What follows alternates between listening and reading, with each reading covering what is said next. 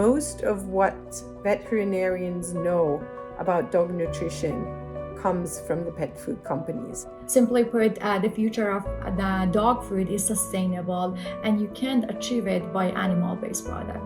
In my professional life, I saw much more meat-based diets that caused deficiencies than vegan diets. We are not replacing the meat ingredient per se, but we're rather replacing the process, the way that it's manufactured.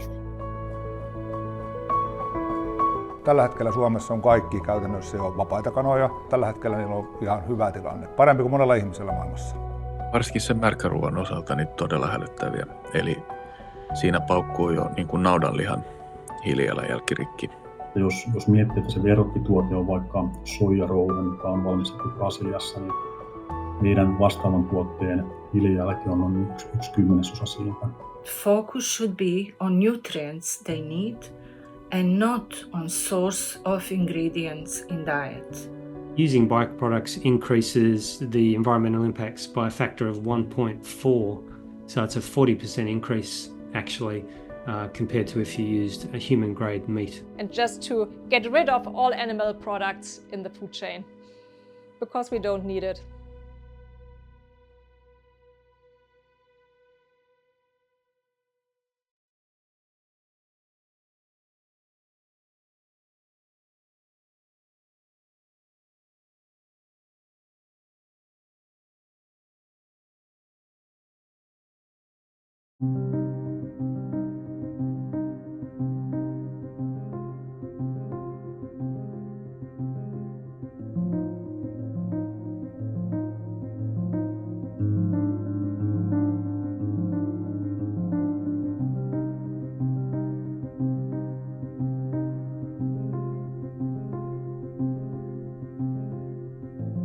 Jon Erik West is a Finnish journalist and documentary filmmaker. Dogs have been at the centre of Jon's life for about 30 years. Jon has been actively helping abandoned dogs in Finland and Spain for decades. During those years, Jon has taken nearly 300 dogs into his care. Currently, Jon has 7 dogs of his own, and with their assistance, he wants to find out if dogs can live a happy and healthy life on a 100% plant-based diet. I've spent a lot of time researching what a dog really should eat. Every dog food manufacturer swears by their own truth, and many experts on the internet share information about what a dog really needs nutrition-wise. It's enough to make your head spin.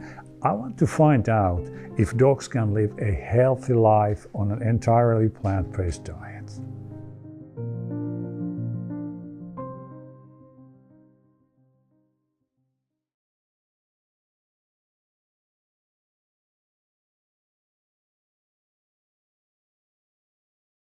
The supply of food for pets, especially dogs, is overwhelming. Every manufacturer assures you that there is just the right food for your dog. There is so much small text on the packaging and special ingredient names that the layman cannot understand. So, what ingredients does your dog really need in its food? This really should be for human beings a very easy question, because dogs and humans are very, very, very much alike. They need proteins, and they actually need proteins that come from animal kingdom. Dogs, like any species, don't need meat or any particular ingredients. What they need is nutrients. They need a certain set of nutrients for that species. Dogs need same nutrient groups as any animal, including humans. The 6 main groups are water, protein, fats, carbohydrates, vitamins and minerals. Water is the most important nutrient. And providing that you formulate a diet to include all the necessary nutrients and in the right proportions, there's no reason why dogs or any other species needs to eat meat. Dogs have different nutritional needs, and this depends on their growth stage, size, and breeds as well. For example, puppies would require relatively more amino acids and essential fatty acids than adult dogs. Then they need a lot of minerals like phosphor, calcium, things that they usually get from bone, tissue when they're eating prey animals. It always depends on the overall composition of the diet. And just like as a side note, vitamins and other nutrients are also mandatory to be added in a meat-based diet. So this is not exclusively true for a vegan diet, but also for a meat-based complete feed that you would buy in a shop. Then they do need a lot of trace elements, which are very small type of it can be also vitamins and trace elements. Those are kind of things they need in very, very small amounts, but that are super, super important because there's millions and millions and millions small processes happening in the metabolism, in the body every day, so that you can change the food you eat into some kind of energy that you can use for living. There's certainly more research in the field of meat-based diets, for sure, just historically speaking. But there is more and more research about plant-based or vegan diets in dogs. And I personally have seen in the past years also that more and more colleagues in the nutritional sector are offering meal plans that are entirely plant-based and that are offering vegan diets for their clients.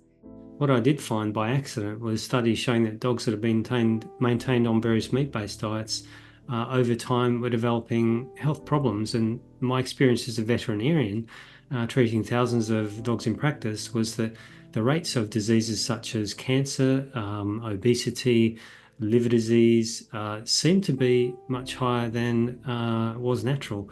And I always wondered whether the diets that dogs were eating, which essentially was a long-term and often lifetime exposure to low levels of additives in their food, might in some way be contributing to what seem to be unnaturally high rates of some of these healthcare problems.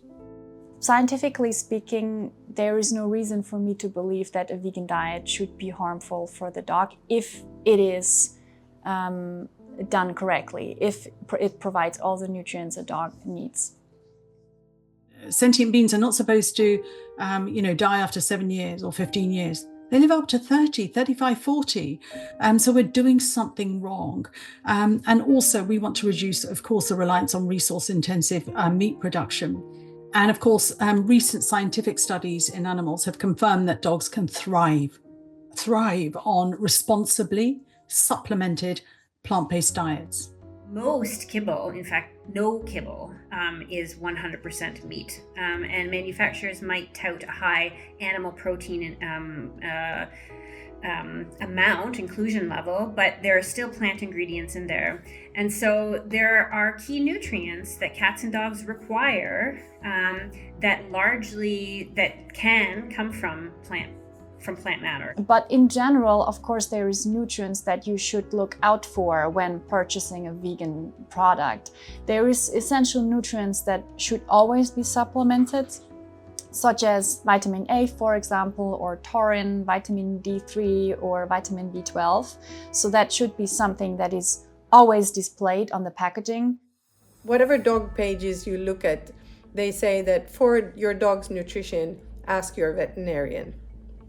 Actually, in all around the globe, the veterinarians have 2 to 4 hours in 6 years on dog nutrition. They actually have more on cow nutrition, they have more on chicken nutrition because they're production animals, but pet animals and their nutrition is nothing that is kind of in the curriculum of the normal. According to the Truth About Pet Food website, with sponsorship from the 3 biggest pet food manufacturers on the market, the World Small Animal Veterinary Association and Pet Nutrition Alliance are advising veterinarians, in quotes, to make a specific dietary recommendation to each and every pet owner that comes in. The veterinarians are told to repeatedly encourage pet owners to give their pets a recommended pet food even when the pet is determined to be perfectly healthy after an exam. When you start a hospital, you usually get a starting sum from the big food companies if you're going to sell their products. So you might get 20,000 euros just as a kind of a bonus to build up shelves and things, and then they'll bring the products in. And so actually most of what veterinarians know about dog nutrition comes from the pet food companies. Also, our clinical animal nutrition, which is a Bible this thick, is actually the product of one of these big companies.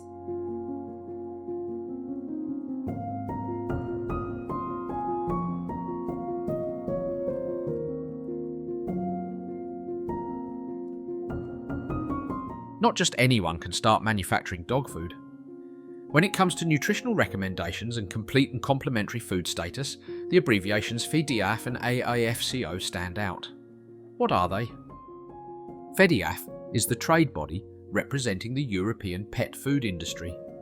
15 national trade associations and 5 companies, Affinity Pet Care, Hills Pet Nutrition, Mars Pet Care, Nestlé Purina Pet Care and WellPet, are members of the FIDIAF. FIDIAF has produced nutritional guidelines as a practical guide for pet food manufacturers. In US, the Association of American Feed Control Officials, AAFCO, is an independent organisation that has been guiding state, federal and international feed regulators with ingredient definitions, label standards and laboratory standards for more than 110 years, while supporting the health and safety of people and animals.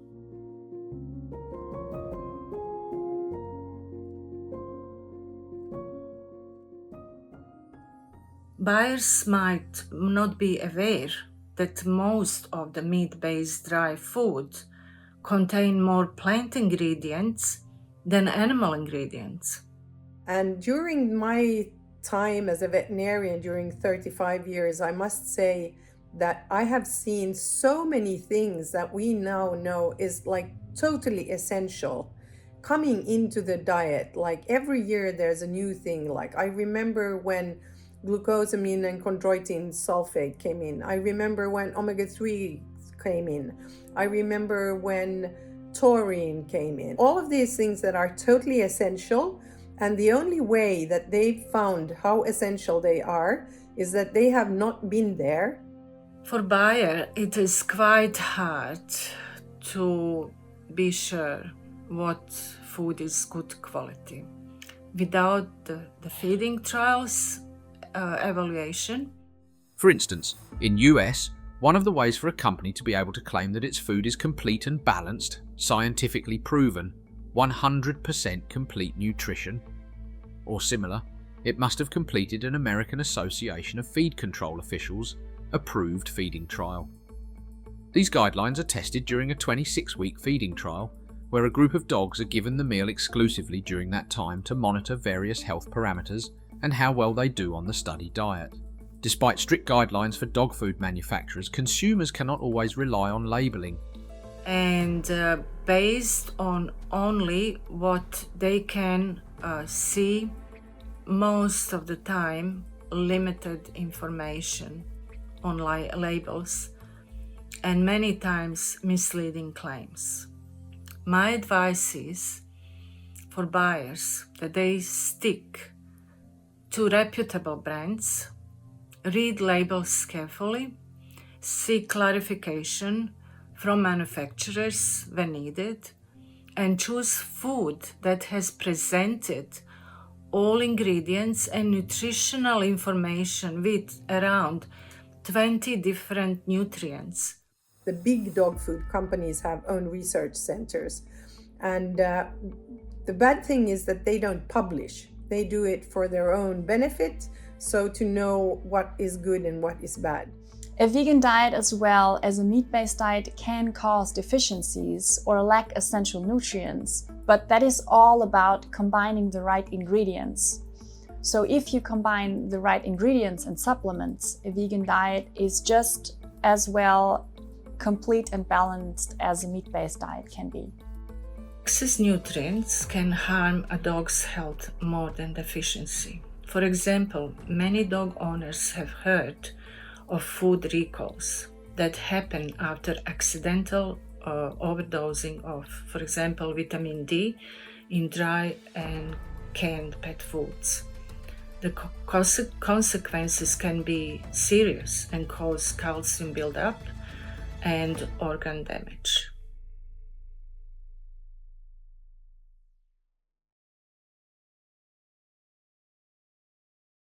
In society, dogs have become fellow species like humans, at least in the eyes of dog owners. And not surprisingly, a majority of dog owners say they would consider ending a relationship if the pet disapproved of the partner. Most dog owners celebrate canine birthdays, and nearly 2/3 report that they take more photos of their dogs than of family members. These, in quotes, dog people, are prepared to spend more and more money on their dog's grooming, accessories, and, above all, food. Many dog owners want their dogs to eat the same or very similar food to what they put in their own mouths. But would these self-proclaimed animal lovers eat or feed their dogs, say, dog meat? Probably not, at least not in Western societies, where the idea of eating dogs raises eyebrows and outrage against other cultures where eating dogs is as normal as eating any other animal.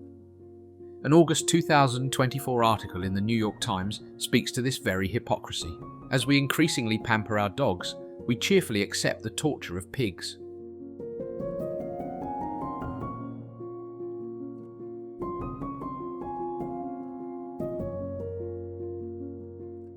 Businessman James Spratt introduced the first commercially prepared pet food in England around 1860.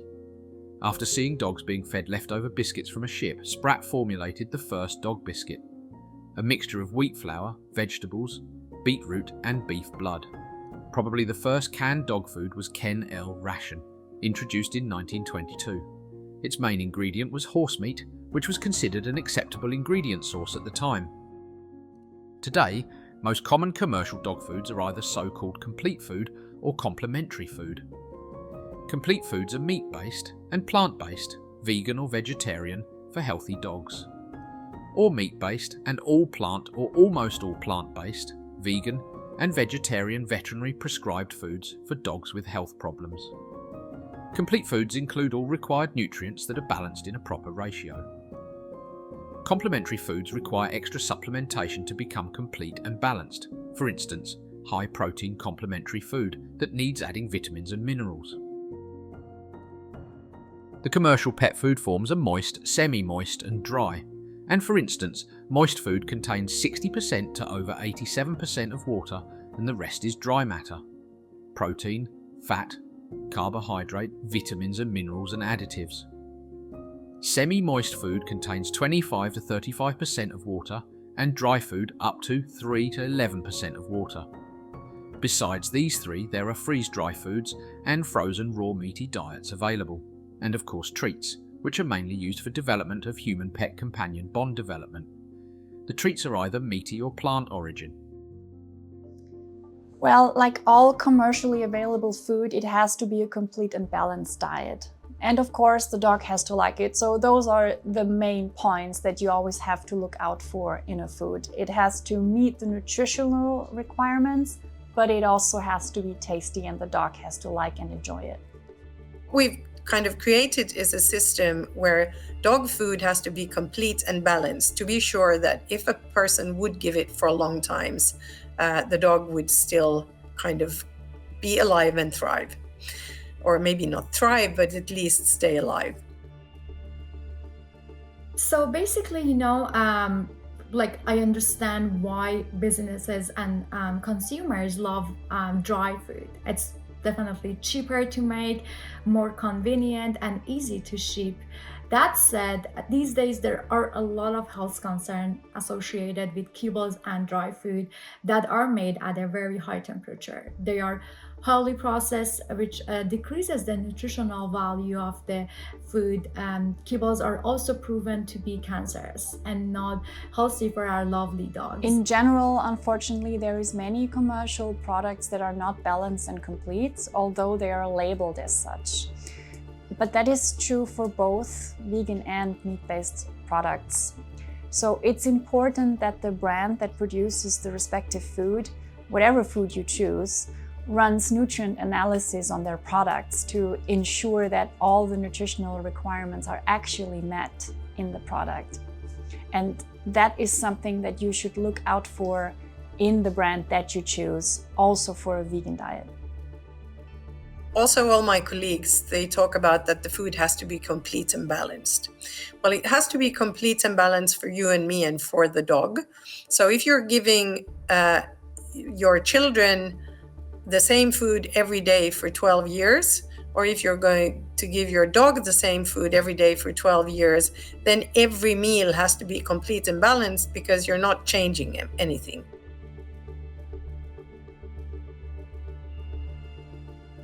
In recent years, there has been a trend towards raw food and raw feeding. Some people love it, and yes, some people think it is inadequate and even dangerous for dogs. If I think about raw food, what is that? I would say that it is, it's the thing that you are looking at a food which is non-processed. It is not heat processed, but it can be chopped, it can be mixed, it can be frozen. So these are actually processing methods, but they're very non-heated.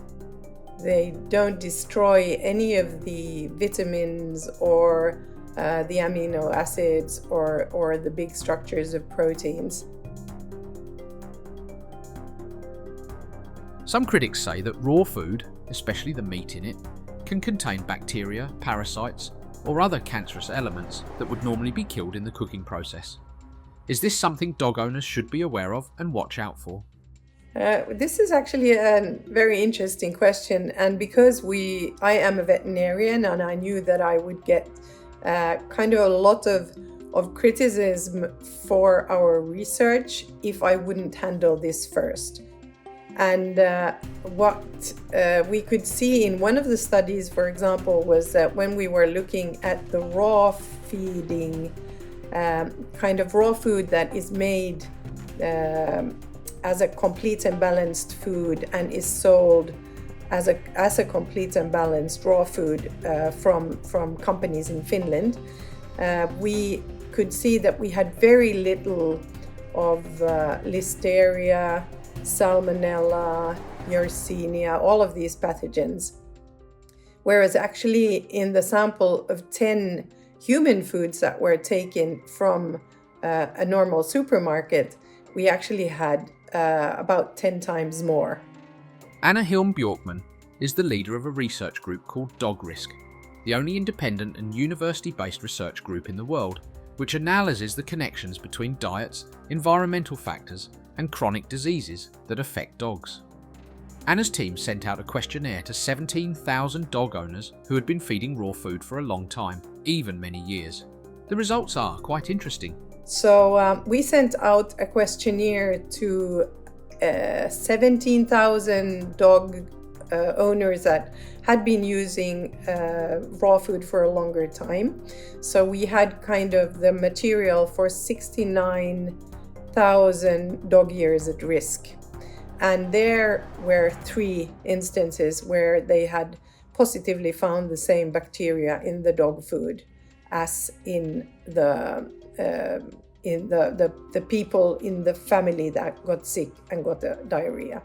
So the risk is really, really, really small. And I wouldn't say that at this time it's maybe even smaller than from the dry food. Despite the fact that feeding raw food to dogs may involve risks, Anna Hilm Bjorkman's team also found significant health benefits from raw feeding, as demonstrated in clinical feeding trials where one group was fed raw food and the other dry food. So what we could see was that the raw food changed the genes. So we had a gene expression that was totally different in the raw fed group. Interesting was that there were very little things that happened, which means that there is the dog can actually use the food it is kind of digesting or getting in. And we could see only things like there was a better immune response, there was less inflammation, and there was a better antioxidant status. So all of these genes were expressed more. The results and outcomes of the other trial group, which was given the dry food, were quite different. Whereas in the dry food group, we had about 800 things that were statistically happening. And none of them had to do with health. They had just to do with trying to change the food into something that the dog could use. And I think that's very kind of interesting to see that actually what we're giving them when we're cooking their food, we have ultra processed ingredients that are put in together. There's a lot of things that are kind of man-made antioxidants, man-made minerals, man-made amino acids. And when all of these are put into the dog, they actually don't know what to do with them. So there's a super metabolic kind of war starting when everybody is trying to do something with the food that comes in so that they could put it into the mitochondria so that it could be used as fuel.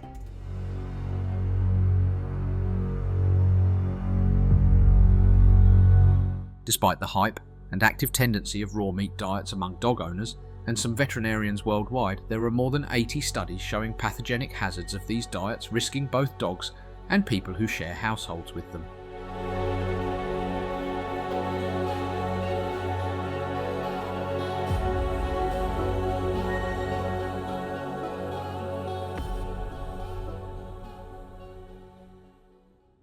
Raw meaty diets provide excessive protein and fat due to their unbalanced diet plan.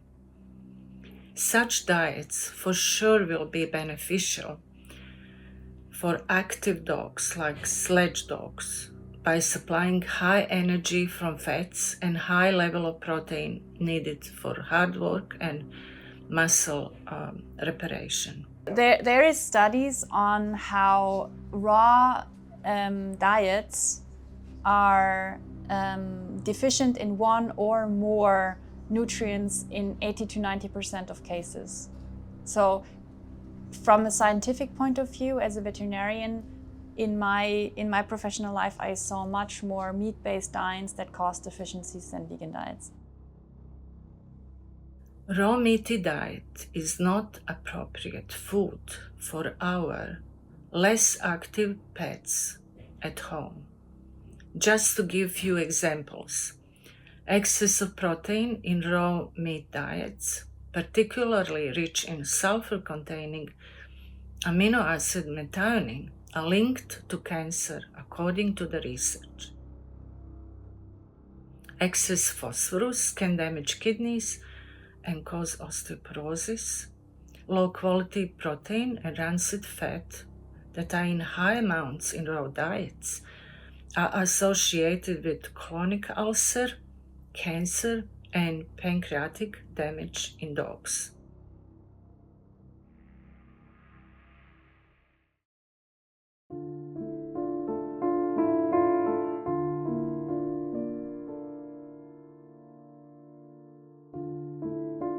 Today, literally, the times they are a-changing in the lives of Jon's dogs. They are being fed vegan kibbles for the first time ever. Jon has been given precise advice by the veterinary nutritionist. And in the first week, Jon has to measure out a certain amount of food for each dog. 75% of the old kibbles and 25% of the vegan one. In weeks 2 and 3 it would be half of old and half vegan. And in week 4, 25% of the old food and 75% of the vegan food. And finally from week 5, all vegan food. Jon is following each dog carefully to see if they are emptying their cups.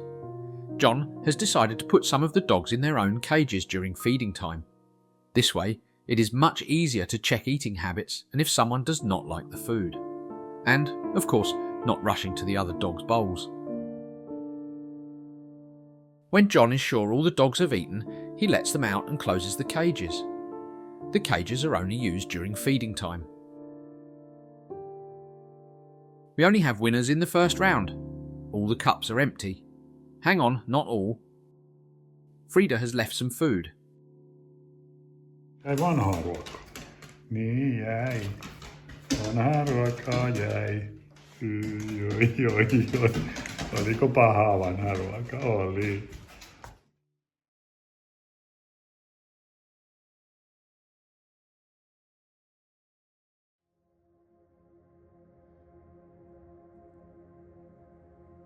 Processing methods for meat-based or plant-based dog food are the same.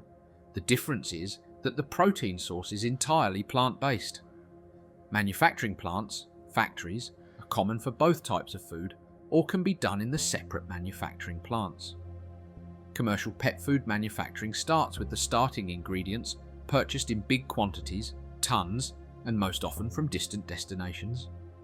The preference for ingredient choice depends on the price and guaranteed acceptable quality of ingredients from the suppliers. Eli 2018 heräsin tämmöiseen tilanteeseen, että Suomessa valmistetaan vain 1% lemmikkien kuivaruokia ja 99% tuodaan. Saman aikaan täällä ihmisille on lihantuotantoa, kalantuotantoa, mistä tulee sivuvirtoja, mitä käytetään lemmikkiruokien valmistamiseen. Ne on prosessoitu Honkajoki Oy:n toimesta ja toimitettu sitten Eurooppaan ja kolmansiin maihin Kanadaan myöten ja tuotu jalostettuna takaisin. Niin ei ole mitään järkeä viedä jalostamattomia tuotteita kauas ja tuoda jalostettuna takaisin. Niin se oli niin kuin päälähtökohta tähän ja sitten päättiin lähteä niin kuin isosti ja tehdä hyvät tuotteet Suomen markkinoille. Meillähän on tuo lemmikkiruokateollisuus noussut viimeisen vuosikymmenen aikana, että sitä ennen sitä ei juurikaan ollut. Se on ollut hieno homma. 2017 meillä tuli tämä siipikarjajauholinja ja sen seurauksena sitten lemmikkiruokateollisuus myös Suomeen. Honkajoki on tosiaan renderöintiyritys. Tarkoittaa sitä, että me kerätään ja jalostetaan kotimaisesta lihantuotannosta tulevat sivutuotteet, eli suomalaisilta teurastamolta tulee pääosa raaka-aineesta, sen lisäksi lihanleikkaamolta ja kotimaisilta maatiloilta. Suomessahan on raatokeräily käytössä, eli kaikki maatiloilla kuolevat tuotantoeläimet pitää kerätä, ja se on tosiaan meidän vastuulla, ja me kerätään joka arkipäivä kotimaasta tulleet kuolleet eläimet, ja meillähän ne on arvokasta raaka-ainetta. Ne osat, joilla ei ole sitä kaupallista arvoa siinä ihmisravitsemuksessa, eli se tarkoittaa sitä, että silloin kun siipikarja tulee teurastamolle, niin ne osat, jotka on elintarvikkeiksi hyväksyttyjä, eikä mene sinne pakettiin, ne tulee meille. Eli se on se noin 40% siitä kokonaismäärästä, mitä tulee. Mutta toki sitten, jos teurastamolla tulee vaikka hylkyeriä, jos huomataan, että jossain on jotain, niin kuin, jossain siipikarjassa on jotain sellaista epäilyttävää, ja se menee sitten kakkosluokkaan. Eli se ei ikinä tule lemmikkieläinten rehuun.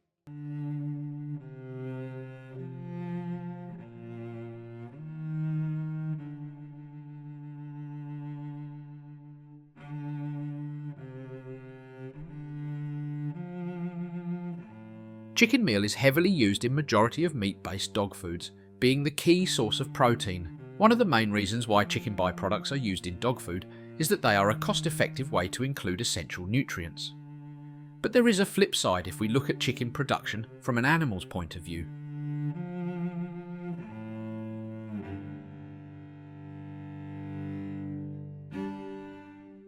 In the egg industry, the sex of day-old chicks is determined at the hatchery. The egg business has no use for the male chicks, they don't produce eggs and don't have the right body structure to be grown for meat. So, within hours of their birth, those male birds are disposed of by electrocution, gassing, or grinding them up alive. It sounds like an extremely brutal practice, and recently there has been political pressure in Europe to find a better method, and research teams in Germany and the Netherlands have achieved technologies that can identify the gender of a chick when it is only a few days into the 21-day incubation period by laser cutting a tiny hole in the egg or inserting a needle to sample the chick's DNA. One can think whether this method would be more righteous or brutality in just another form. But then again, actually, I would say that nearly no pet food company is using any material from production animals that would be used for humans. Mostly we get carcasses in all dry foods. You have animals that have been through the rendering plant, so they're mostly made of meat and bone meals, which are super ultra processed and is parts that we never would have used. process called rendering, where this meat is subjected to very, very high heats and pressures in order to basically kill anything that might have been living in there. And that's why traditional pet food, even though the first ingredient is meat, and even though meat is the central ingredient in pet food, cat and dog food is heavily supplemented. No alku ja lähtökohtana oli tietenkin, että tehdään ihan erilaiset unikit reseptit ja tutkitaan niin kuin mitä on Suomesta saatavalla, että pystytään tekemään paras mahdollinen lemmikin kannalta, otetaan ympäristöasiat huomioon ja totta kai se lemmikin hyvinvointi on niin todella tärkeä. Ja siihen valikoitu verraton tuotesarjoihin tämä raaan kananmunan käyttö ja Suomessa on ollut kananmuna sellainen, että sitä on niin kuin jäänyt hyvin paljon ihmispuolelta niin tämmöistä sivuvirtaa, mitä on toimitettu sitten myös näihin Euroopan muihin maihin jalostettavaksi ja eli sillä ei ole omassa maassa ollut käyttöä. Ja tässä, mistä tehdas sijaitsee, niin kilometrin päässä sijaitsee lähin suuri kananmunapakkaamo, mistä tämä sivuvirta tulee jo huomattava väärä, eli me saadaan se raaka-aineen läheltä. Actually, 98% of our ingredients come from Germany, and this is what really is very important for us because I was developing the dog food for my own dog, so my approach was very, very high on having a very good quality in the food. And I'm feeding this food 3 times a day to my 3 dogs, so we really want to have a good quality. And as also for the CO2 footprint, it's very important to keep the distance of the ingredients short and to make it more regional. And this is why we always have an eye on this. And we want to reduce the transport emissions and also supporting the regional farmers. This is what's very important by the developing and the ingredients sourcing. Kyllä varmaan tosi jokaisella teurastamolla on niin kuin insentiivi myydä mahdollisimman paljon elintarvikkeissa, koska se hintataso on niin kuin ihan erilainen. Sitten on niin kuin kaupallisia rajoitteita, eli kuluttajat syö tiettyjä asioita, mutta toista ne ei syö tiettyä. Hyvä esimerkki on vaikka nämä niin kuin kananvarpaat. Mehän suomalaiset kuluttajat ei niitä syödä, eikä eurooppalaisetkaan. En tiedä miksi, mutta ehkä kulttuurinen asia, mutta Kiinassa se on suurta herkkua. Ja niin kuin tiedän, että Suomestakin nämä teurastamot vie niin kuin näitä kananvarpaita Kiinaan saakka. Se on niin kuin kaupallinen asia. Eli se on elintarvikekelpoista, mutta ei löydy vaan kysyntää Euroopassa. Melkein 70% kaikista meidän tuotetuista tonneista meni kotimaahan, mutta lemmikinruokiin tarkoitetusta raaka-aineista noin 44% jäi kotimaahan. Joo, meillä on yli 95%, eli se on todella kova. Ja kaikki lihat, kalat, niin, ne on ehdottomasti 100% suomalaisia, sama tietysti viljatuotteet. Vitamiineja, kivennäisiä muun muassa veisaa, niin ne tulee sitten Saksasta ja Norjasta ja pääasiassa niistä maista.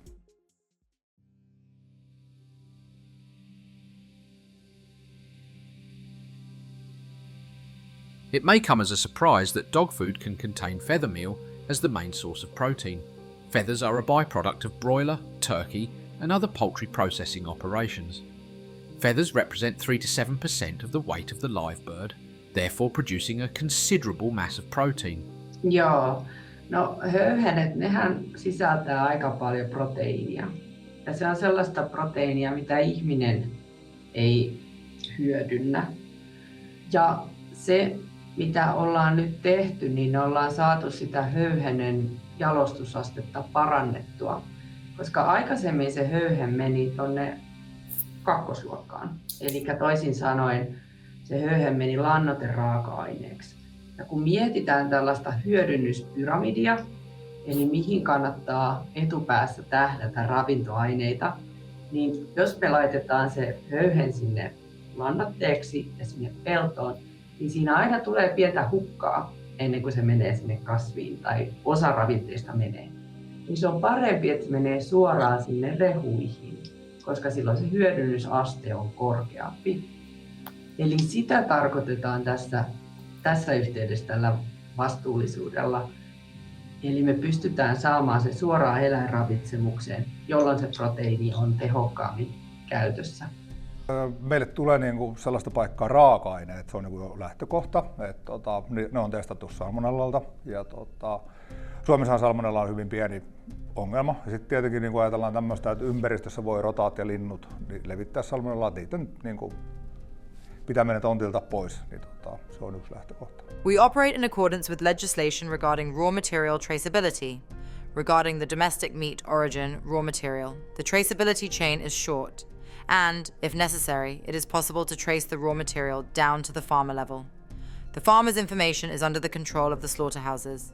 Domestic slaughterhouses are directly our suppliers. For the consumer, we provide information about the country of origin, for example, Finland. For foreign meat, the chain is longer, but traceability can also be guaranteed as required by legislation. The byproduct market is limited, and, for example, the raw material batches we use from the EU may contain raw material from several EU countries. In this case, the country of origin is the EU. The production line is cleaned after every product, before product changes, to prevent cross-contamination. Raw meat is handled in a separate space from cooked products to control cross-contamination. All raw materials are scanned and confirmed before added to production to prevent incorrect raw materials in product. In any case, the nice thing about the cultivated meat is that we are growing it in a sterile environment, and so there are no microbes. And so one of the advantages is that then that product can be safely, it could safely be consumed raw, or without having it need not be cooked. It need not go into any kind of any heavy processing, because it's already quite nutritionally rich and it's clean. So cells, of course, animal cells have to come from an animal, and so in our case, when we think about mouse, depending on the animal and depending on the type of cell that you're using or tissue you're using, the sample can come from different places. So, for example, we also have a chicken cell line that we've derived, and from there, we've derived that cell line from an egg, a chicken egg. No, tuollain niin kuin munantuottajana, niin ollaan menty jos mietitään vaikka 15 vuotta maailmaa taaksepäin, meillä kanat oli ihan normaalihäkeissä, niitä oli oikeasti tosi ahtaa siinä kohtaa ne kanat. Ja sitten tuli virikehäkit, mistä oli paljon enemmän tilaa ja vähän odottajasysteemiä. Tällä hetkellä Suomessa on kaikki käytännössä jo vapaita kanoja, ja niillä on mahdollisuus kylpeä ja lennellä ja pääseorsille ja kaikkea mahdollista. Et mun mielestä tällä hetkellä niillä on ihan hyvä tilanne, parempi kuin monella ihmisellä maailmassa. I think it's wrong to make that comparison. It's making a comparison of relatives, and it's not about that. All animals suffer. All sentient beings suffer. And so instead of looking at a comparison to justify, it is much better that they learn about the sentience of that animal. And chickens are phenomenally sentient. And understand that if they suffer, what can we do to reduce that suffering? And unfortunately, law is always catching up. It's always catching up.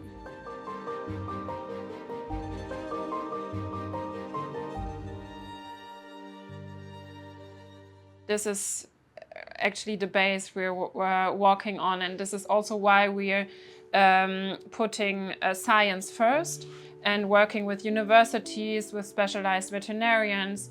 We want to also do a step here and cooperate with companies to reduce plastic in the world. On ingredient side, we source as most as we can locally, and for example with several products we choose potatoes over rice. This is the best example maybe. Like our main differentiator at PAWCO is our innovative and patent pending product called green meat.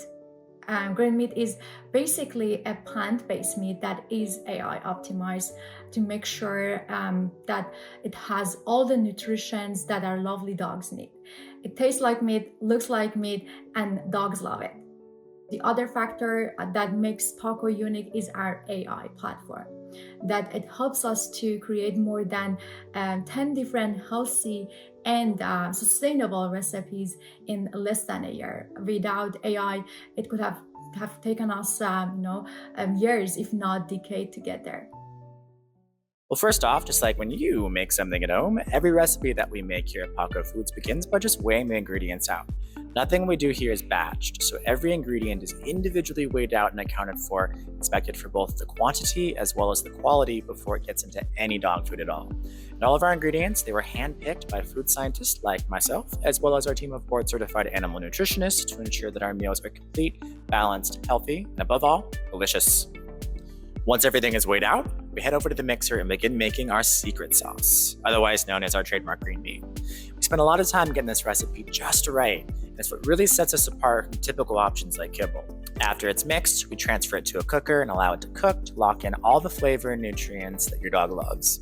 While all dogs are different, our meals are formulated to suit most dogs. Our products are free of animal products and are a great choice for dogs who have allergies to animal proteins. All of our fresh products are made to suit dogs for all life stages, including puppies.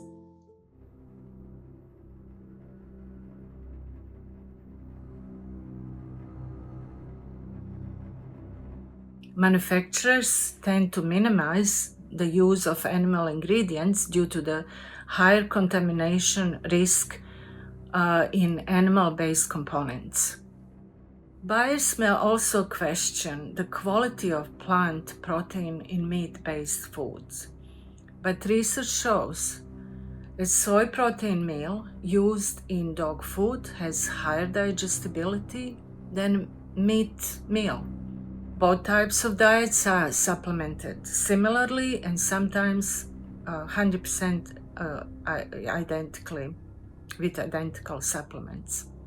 A good example of almost identical supplemented meat-based and plant-based kibble is Purina ProPlan Veterinary Diets Dry Foods, HA Hydrolyzed Chicken Flavour Dry Canine Formula and HA Hydrolyzed Vegetarian Flavour Dry Canine Formula. Both have identical ingredient lists, excluding the chicken flavour, which contains hydrolyzed chicken liver and hydrolyzed chicken. We have veterinary diets, we have prescription diets. These are actually only names that companies have come up with. They also have at least one veterinarian who has been recommending them. Despite knowing that without feeding trials we can never know the real food quality, we must admit that millions of dogs thrive on commercial diets, and commercial diets is the most popular among the dog owners. These trials that the dog food companies have to do are super light. So it means that they have to test 8 dogs. 2 of them can actually die or not thrive for some other reason that they can say that it wasn't nutritionally. So 6 dogs from this trial have to come out on the other side. It's 6 months long, and you give only this food. The importance of feeding trials increased when results showed that dogs only utilized 48 to 62% of nutrients, and that was for reputable dry and canned food. This raises concern about the nutrient absorption of many other not so reputable companies making lower quality products. Larger companies may run simplified trials, while smaller companies often avoid them entirely. Then you can also do no test at all and say that I took these ingredients from the FEDIAF or the AFCO list and put them together so that the percentages I get of all the nutrients that I now do an analysis of the food, they are in the kind of the levels which are suitable for, let's say, an adult dog or a lactating dog or a puppy dog. So then I can say that this is a complete and balanced dog, let's say, for a puppy. and I don't have to test anything on the dog.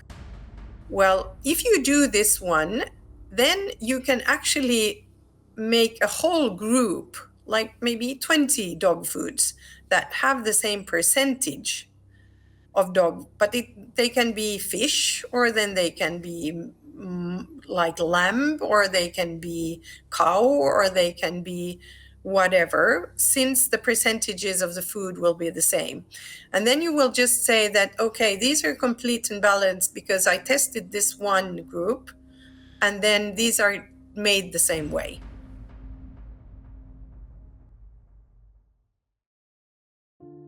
It's been 4 weeks since Jon started feeding his dogs vegan food. The gradual transition to a fully vegan diet is now complete, and the dogs will be fed 100% plant-based food in the future. Jon's dogs are doing well, and their cups are empty at every meal. It seems that the food they are eating is suitable for them.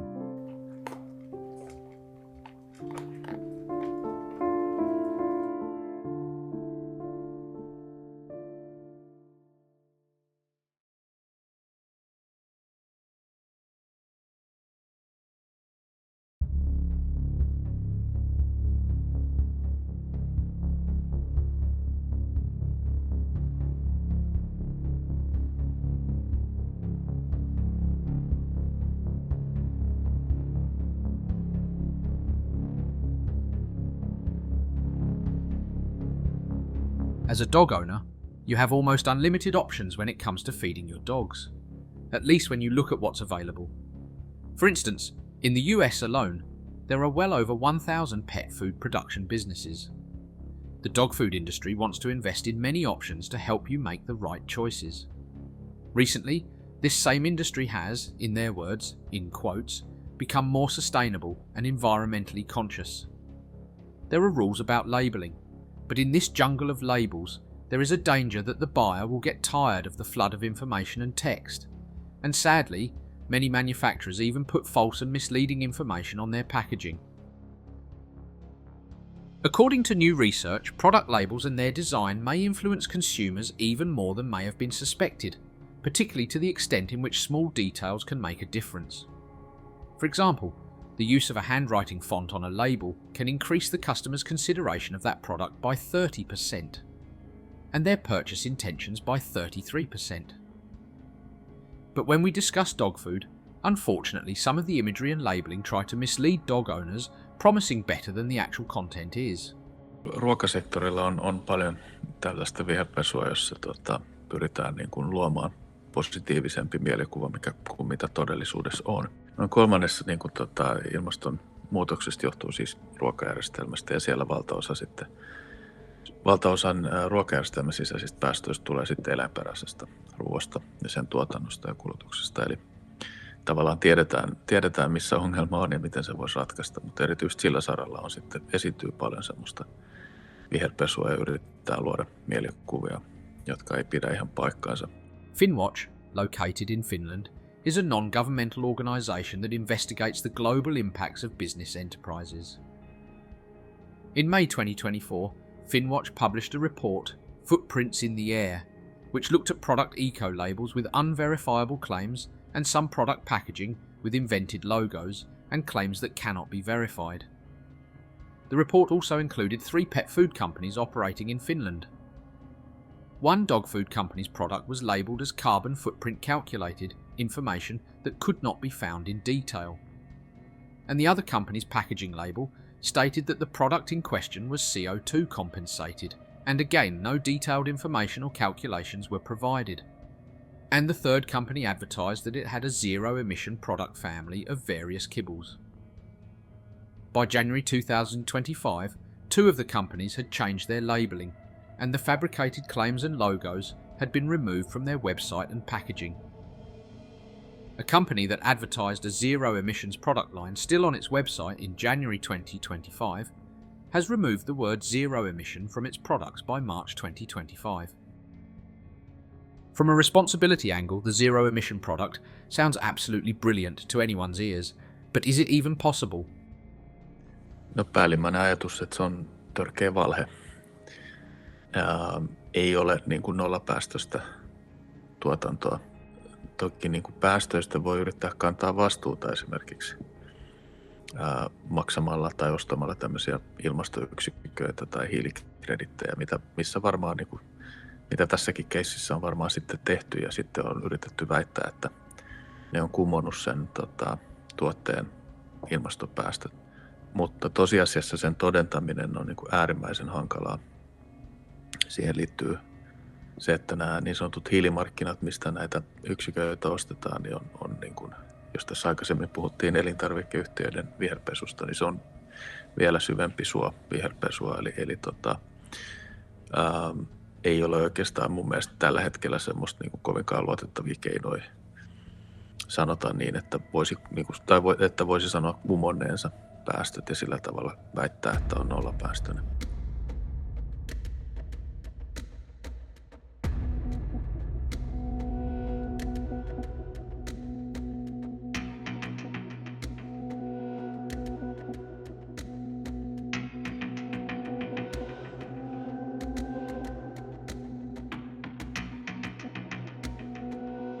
You have pictures of kind of whole meat pieces, very usually like red or white meat, without any bones or things. You have pictures of carrots and spinach and kale and things that people think are very healthy, or blueberries and curcuma, or things that are in very, very, very small amounts in the foods. You cannot put a picture of a chicken if you don't have minimal amount of 4% of chicken inside.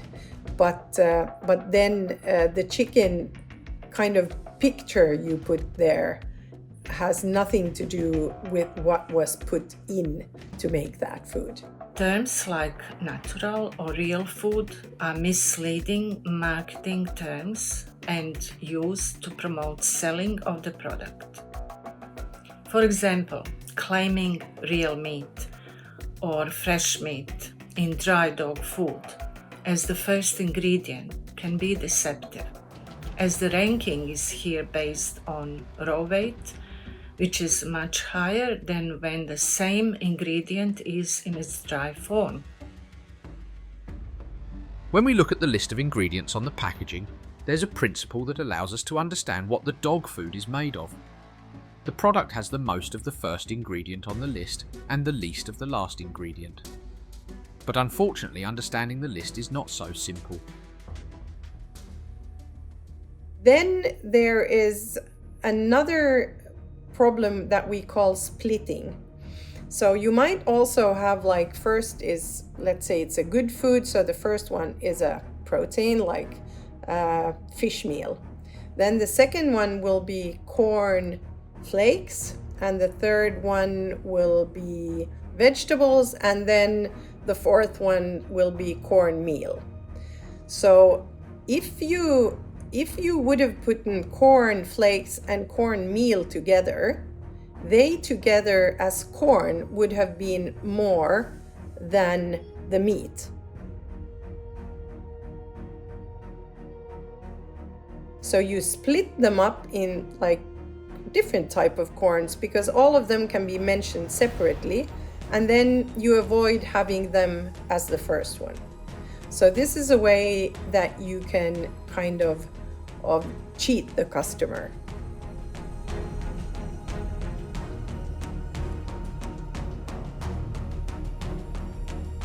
Mislabeling is another issue. For instance, a company is producing boneless, raw meaty dog food and claims 3 grams of calcium per serving of 1,200 grams of food, around 2,000 calories for 30 kilo 6 months old puppy of extra large breed. This diet is without added bone or any other calcium sources, and it is obviously contradictory to claim such relatively high amounts of calcium in food without any calcium source. The actual amount of calcium based on ingredients calculations is close to 500 milligrams, 6 times less than stated. on label. You can actually, as a consumer, not read from the label in any way if it's good or bad. I mean, I'm trained in this and I have a hard time. It takes me like every package I go through, I can very easily see some things that are not kind of right. But then to really calculate how much protein there is, for example, from meat, is not usually possible to calculate from the labels. It might say chicken, and then it says at least 4% chicken. And that means that for the company to call it a chicken food, there has to be at least 4% chicken. But they don't have to say, if they just say that it's a meat meal or meat byproducts, that then we don't know if there is like 4% of it is chicken, and then there might be 98% of it might be fish. This is the ingredients list, but then you have the next list, which is the constitution of like fats and proteins and carbohydrates, which are the main 3 macronutrients. You only have to mention fats and protein. In puppies, extremely low calcium and high phosphorus ratio can lead to skeletal deformities, and especially in fast-growing large and extra large breeds of puppies. No clear warning was given on the label, like low levels of calcium in the diet and this food must be supplemented or should not be fed to puppies. In contrary, they claim that food contains, quote, all the vital nutrition your dog needs to thrive. This mislabeling can go even further, where a raw food company listing 85% of fresh meat and organs, but only presenting on the ingredient list the percentages of organs like heart, liver, kidneys, up to 85% in total, with no actual meat added. Organs or offal compared to meat has lower quantity and quality of protein, and they are high in copper and iron, which will be contradictory to feed to dogs with copper or iron storage liver disease. No warning for this is placed on label. And there are many more examples of mislabeling that can make us concerned.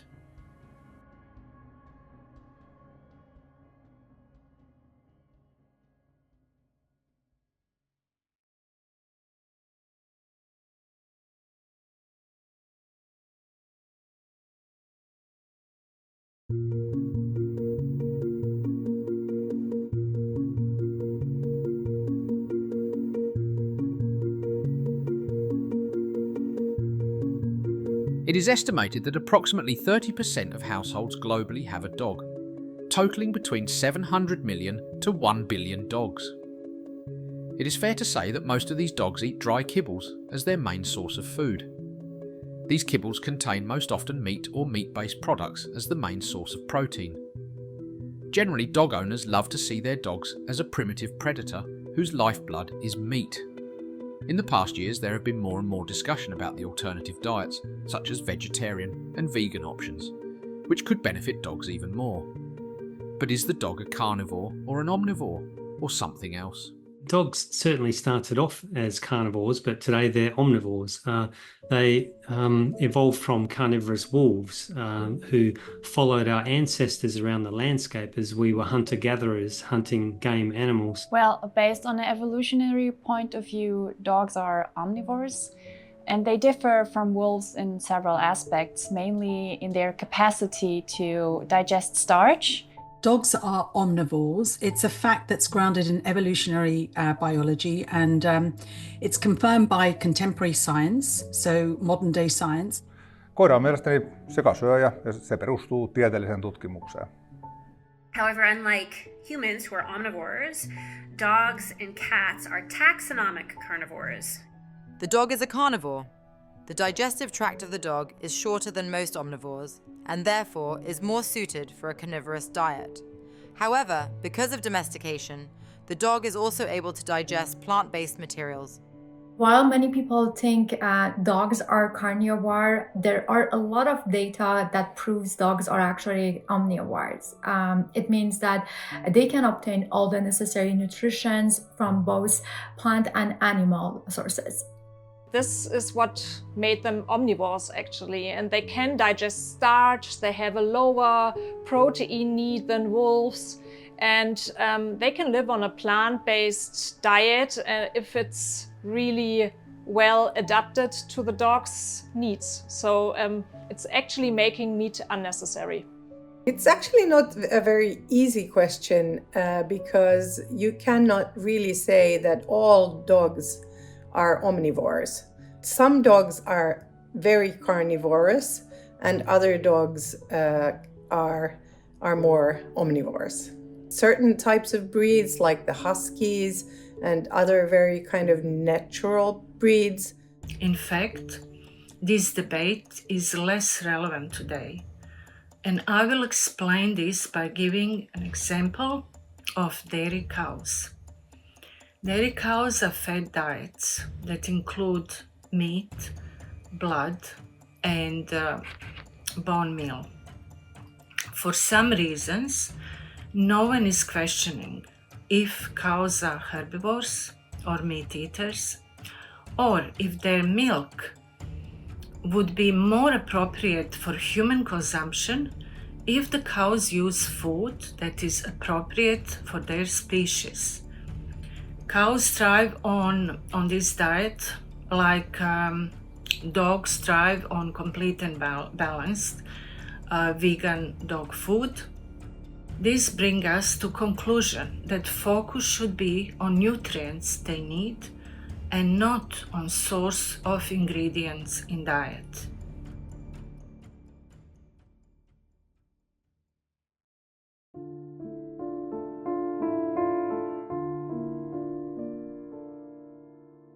After 1 month with 100% plant-based kibble, I'm very surprised in a positive way. All my dogs seem to really enjoy their new food. I have regularly checked their body weights and there is nothing to worry about. I have also noticed that some of the dogs are now more playful and seem to have more energy. I will definitely continue with the vegan option for my dogs. I see no reason to go back to the previous diet they were on. Of course, I have to be aware that I have to monitor this change for quite a long time. 1 month is technically nothing, so I have to keep like the second month, the third and the fourth and fifth. Maybe after 1 year I can say if that diet is really working and being good for my dogs.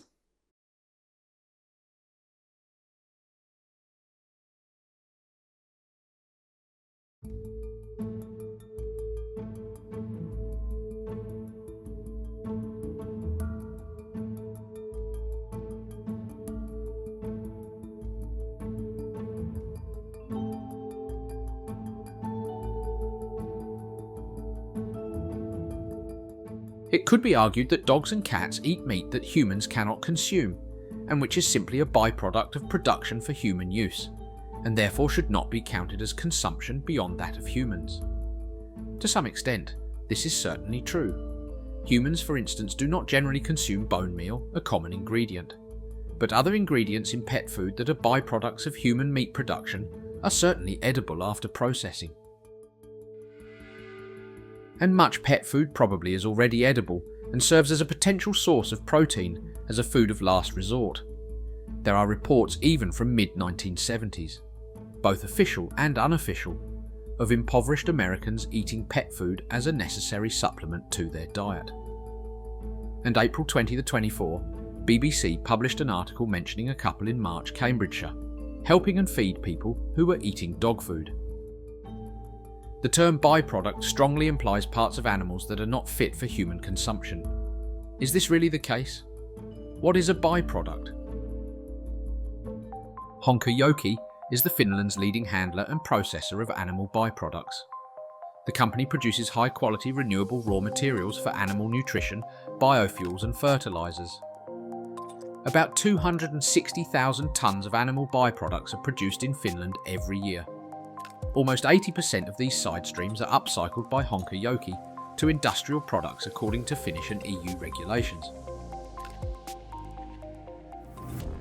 Riippuen vähän eläimestä, mutta tyypillisesti ihan 60% ehkä siitä eläimen ruoasta menee elintarvikkeiksi.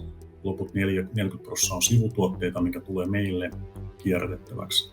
Ja sehän tarkoittaa, että silloin että se eläinproteiini ja eläinrasva kierrätetään takaisin teollisuuden käyttöön. Eli 100% tulee käytettyä hyväksi.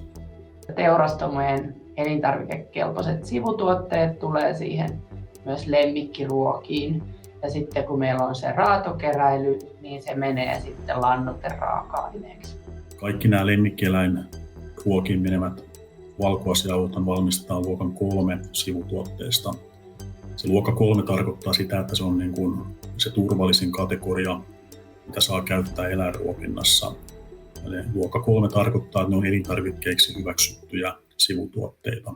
Honkajoki keskitetysti ottaa vastaan suurista lihataloista sivuvirrat ja välillä vähän parempaakin virtaa, mitä sitten sieltä jää ylimääräistä ja käsittelee ne. Ja ne tulee tietysti myös hygieenisenä tänne, eli ne on varmaa, että siellä ei ole salmonellaa ja muuta, mitä sitten pääsi tehtaalle ja tasalaatuista massaa. Our raw materials of animal origin are Category 3 feed materials, derived from food industry byproducts. That is, they all come from animals slaughtered and accepted for human food. None of our raw materials come from animals slaughtered solely for pet food purposes. During my environmental study, I was able to work out what was the proportion of byproducts used in pet food across the US and also globally. Globally, about 3/4 of the animal-based ingredients within dog food are animal byproducts. Within the US, it's around about half. That's because in the US, there's a tendency to use more expensive and premium brands, which use less byproducts. Consumers just want to have higher quality food for their own dogs. They actually really want the human grade food. This is now feeded to the dogs, and this is what makes it a little bit ethical, a little bit critical, because dogs can actually live on byproducts, but as the consumer wants to have the human grade and the high quality, we are now using also meat. This is made for humans just in dog food. But whether it's labeled waste or not, we don't need meat to meet the dog's nutritional needs.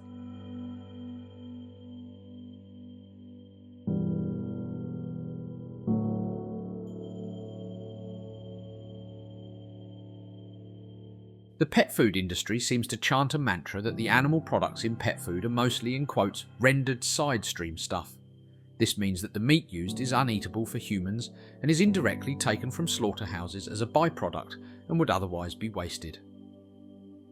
Is this just a marketing tactic to position the industry as a recycler rather than a polluter, or is it really the case? Using the byproducts, you need a lot more to slaughter animals to cover the amount of meat you need. And wherever byproducts are used, the byproduct fraction requires 40% more livestock animals to produce than if you were just using human grade meat. So it increases the environmental impacts quite substantially, although it does lower the cost, and that's why manufacturers use those ingredients.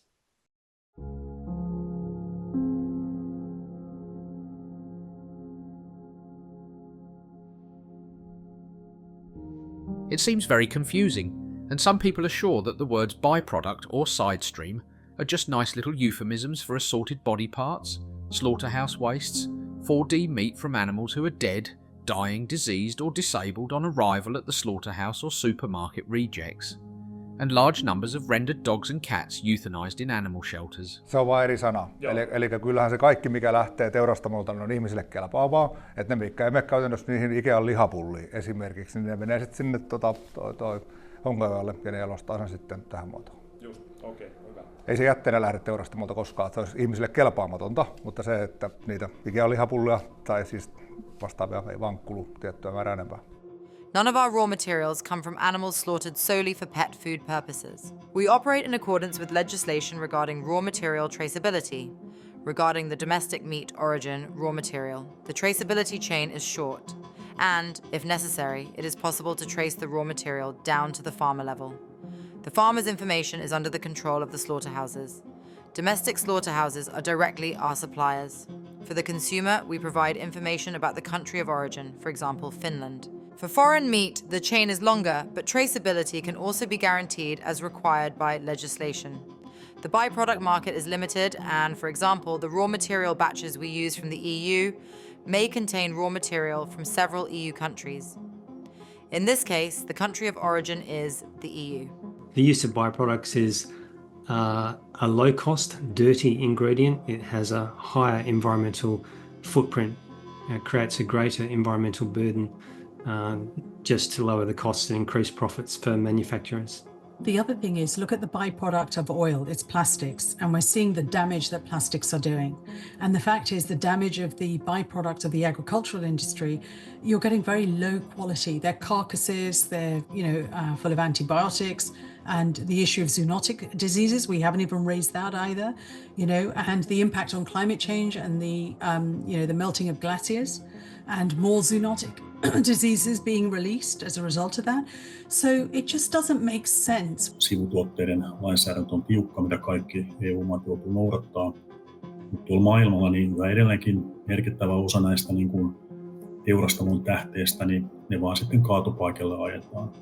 Mikä tietenkin luo niin kuin tautiriskin ja lisäksi se on niin kuin sanotaanko arvokkaan raaka-aineen, eli proteiinin hukkaan heittämistä. Mutta Suomessa me ollaan niin kuin edelläkävijöitä, eli meillähän tämä tämmöinen renderöinti ja näin niin kuin sivutuotteiden jatkojalostaminen on ihan arkipäivää. Tämä Honkajoki on 57 vuotta vanha yritys ja tätä ollaan tehty vuosikymmeniä Suomessa. Mutta tämä ei ole mitenkään itsestäänselvyys niin kuin maailmalla, että meillä on myös liiketoiminta-alue, joka kaupallistaa tätä meidän osaamista ja ollaan viemässä sitä. Ne kaikki on Aasiaa, missä niin kuin kerroin, niin valtaosa sivutuotteista hukataan. Niin me pyritään viemään tätä meidän konseptiosaamista, vastuullista kierrättämistä myös sitten sinne päin. Using byproducts substantially increases the environmental footprint of pet food. It lowers the cost because those ingredients are cheaper, but it actually takes more livestock animals to produce the byproduct fraction than the human consumable fraction. Using byproducts increases the environmental impacts by a factor of 1.4, so it's a 40% increase actually compared to if you used a human grade meat.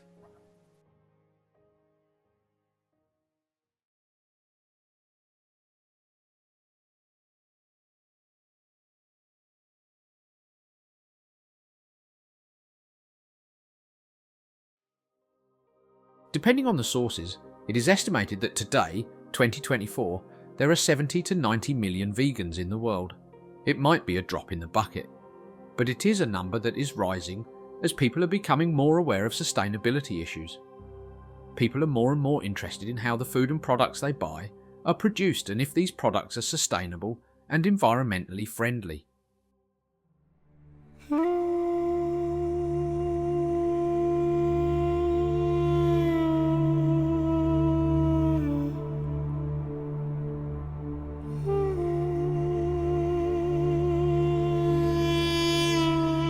One of the earliest known vegans was the Arab poet al-Ma'ari, famous for his poem I No Longer Steal From Nature.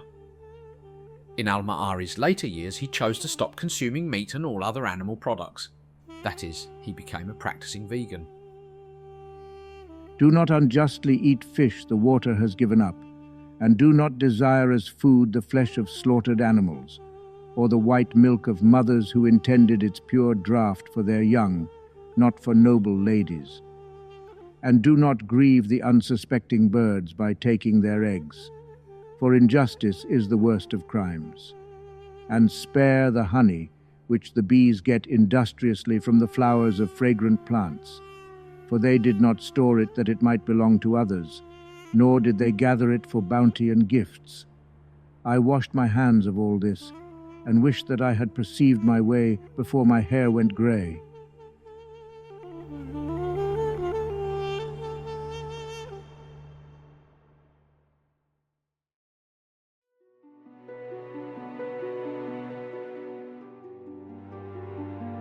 The 19th century English poet Percy Bysshe Shelley was one of the first prominent Europeans to eschew dairy and eggs in addition to meat for ethical reasons. Shelley wrote A Vindication of Natural Diet in 1813, in which he blamed societal problems on the consumption of meat.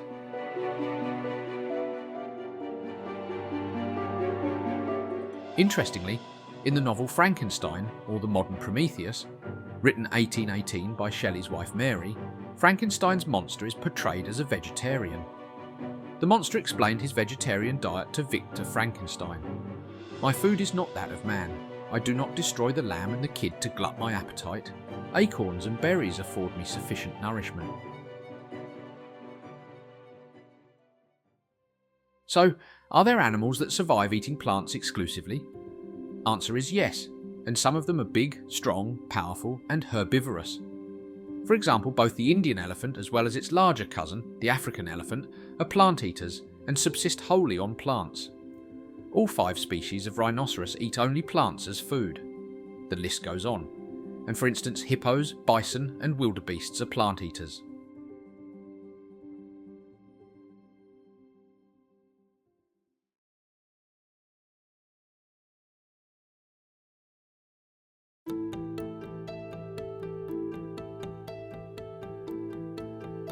Many vegans choose to avoid buying any animal products, even for their pets, to align with their ethical beliefs against animal exploitation and harm. Buying meat-based dog food would typically conflict with this principle. I've been trying to follow vegan principles in my own diet for a long time, but lately I've been thinking that it feels strange and even wrong to feed my dogs kibble that contains meat. Despite the fact that my dogs seem to really enjoy their current food, they are healthy and their stomachs are working fine. Of course, the big dilemma is that should I change a diet that works to something that I'm not sure will work? The discussion about whether dogs can eat a 100% vegetarian diet and live a healthy life is a relatively recent one and seems to divide the dog world into those who are against it, those who are curious about it, and those who see it as a necessary and serious option.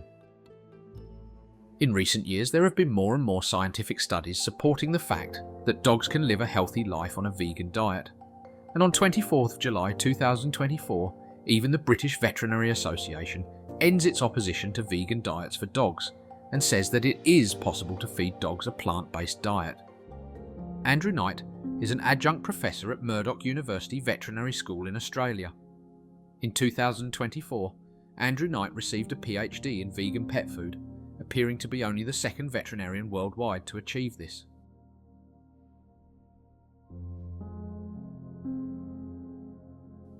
It is fascinating to hear him comment on the fact that many people say that vegan dog food is A, not healthy, and B, not safe for dogs. So I welcome to the stage Andrew Knight. Thank you very much.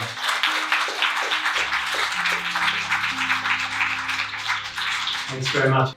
So I had looked at this problem. I was seriously concerned about it, and so I changed my own diet to a vegan diet. But I was a veterinarian in practice, treating thousands of dogs and cats, and I wondered what the potential might be for changing their diets as well. And I found that there was very little research actually that had really looked at the effects of a vegan diet on the health of dogs. And so that stimulated me to explore this whole area. Was it possible for dogs to be healthy, for example, on a vegan diet? I found that there was a lot of urban myths and urban legends that dogs couldn't be healthy on vegan diets. There would be all sorts of problems for them. But when I started looking for the scientific evidence, I actually didn't find any evidence to support that. Nearly all of the research that's occurred in this field, particularly looking at health outcomes for dogs on vegan diets, has occurred since 2021. So there hasn't been time yet for most vets to become aware of this research. So for these reasons, veterinary organisations such as the British Veterinary Association in the UK has consistently stated that they are opposed to feeding vegan diets to dogs. As dog owners become more demanding about the food they feed their dogs, and as awareness and scientific evidence of the benefits of a completely plant-based diet for both humans and dogs has increased, many vets have started to recommend a vegan option for dogs, even though they themselves are not vegan by conviction.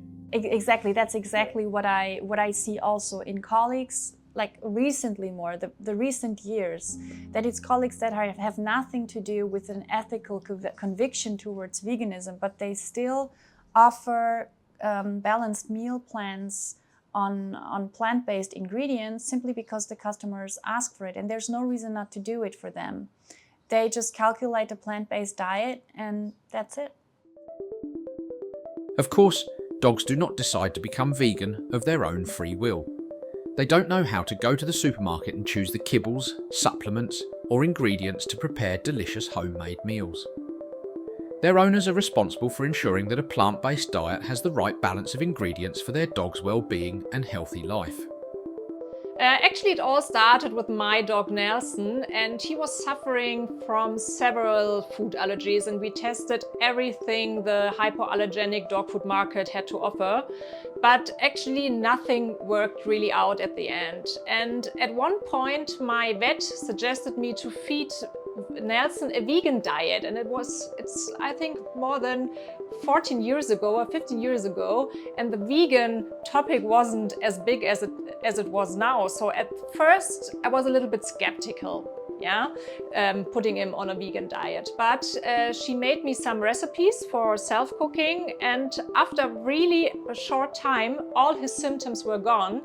And what made the big difference to the other products before, he stayed healthy, so the symptoms never went back. I like to start on the safe side and choose vegan kibble for my dogs. However, in the future, I would like to make all the food for our dogs here at home. That would be for me kind of the ultimate, honestly sustainable way to feed my dogs.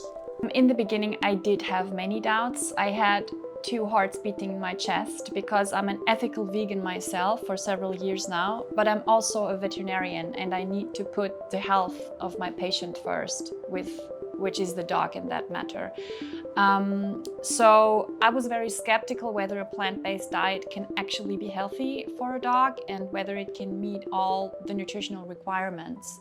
With a well-balanced mix of proteins, carbs, fat, vitamins and minerals, a vegan diet can give our dogs all the nutrition that they need to have a happy and healthy life. Recent studies have shown that dogs actually thrive on plant-based diets, and they can live in an average a year and a half longer, which is like 10 human years, which is amazing. Despite this counter-argument, some people are still concerned that it would be cruel to feed dogs and cats a nutritionally sound vegan diet. So more productive than people arguing back and forth amongst themselves, I think, is to actually ask the dogs, what do they feel about this issue? And so essentially we did that. We conducted the largest study that's been done so far. We looked at the feeding behaviour of more than 2,300 dogs at meal times to see how likely they were to display 10 indicators of palatability. That's whether they like or dislike their food. So whether the dogs were likely to be jumping up and down and barking, rushing towards the food bowl, guarding the food bowl, salivating, and so on. All signs that you would recognise as being things that you would often see with your own dogs at feeding time. Vegan diet has many benefits. The main ones are that it reduces allergy symptom and cancer risk. It also helps our dogs to have a shinier skin and coat. But beside that, it also has a huge impact on environment and animal welfare. Simply put, the future of the dog food is sustainable, and you can't achieve it by animal-based products. People often worry that these so-called carnivorous animals might suffer if forced to consume a plant-based diet.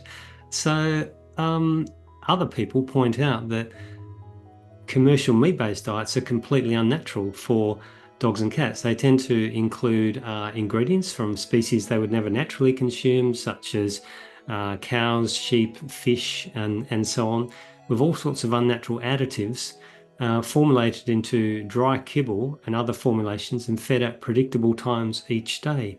None of this is remotely natural for a dog or for a cat, actually, if you look at the natural feeding regime of an ancestral dog or cat. Many are surprised when they first hear about vegan dog food, as it's not the traditional diet for dogs. But the more we talk about it, the more curious people get, and many big brands are starting to develop their own plant-based recipes in addition to their meat-based ones that they already have. We've served thousands of dogs so far, and we are growing 1,000% year over year, which is a testament to our vision and products we've built at PAWCO Food. Introducing your dog to a vegan diet is not as easy as you might think. Some people want to make their own homemade vegan food for their dogs, and this has caused widespread concern among vet nutritionists and authorities, some of whom feel that feeding a dog a vegan diet can be too one-sided and even dangerous for the dog's well-being. In the UK, there has even been talk of imprisonment for feeding a dog vegan food, which could be considered a breach of the Animal Welfare Act.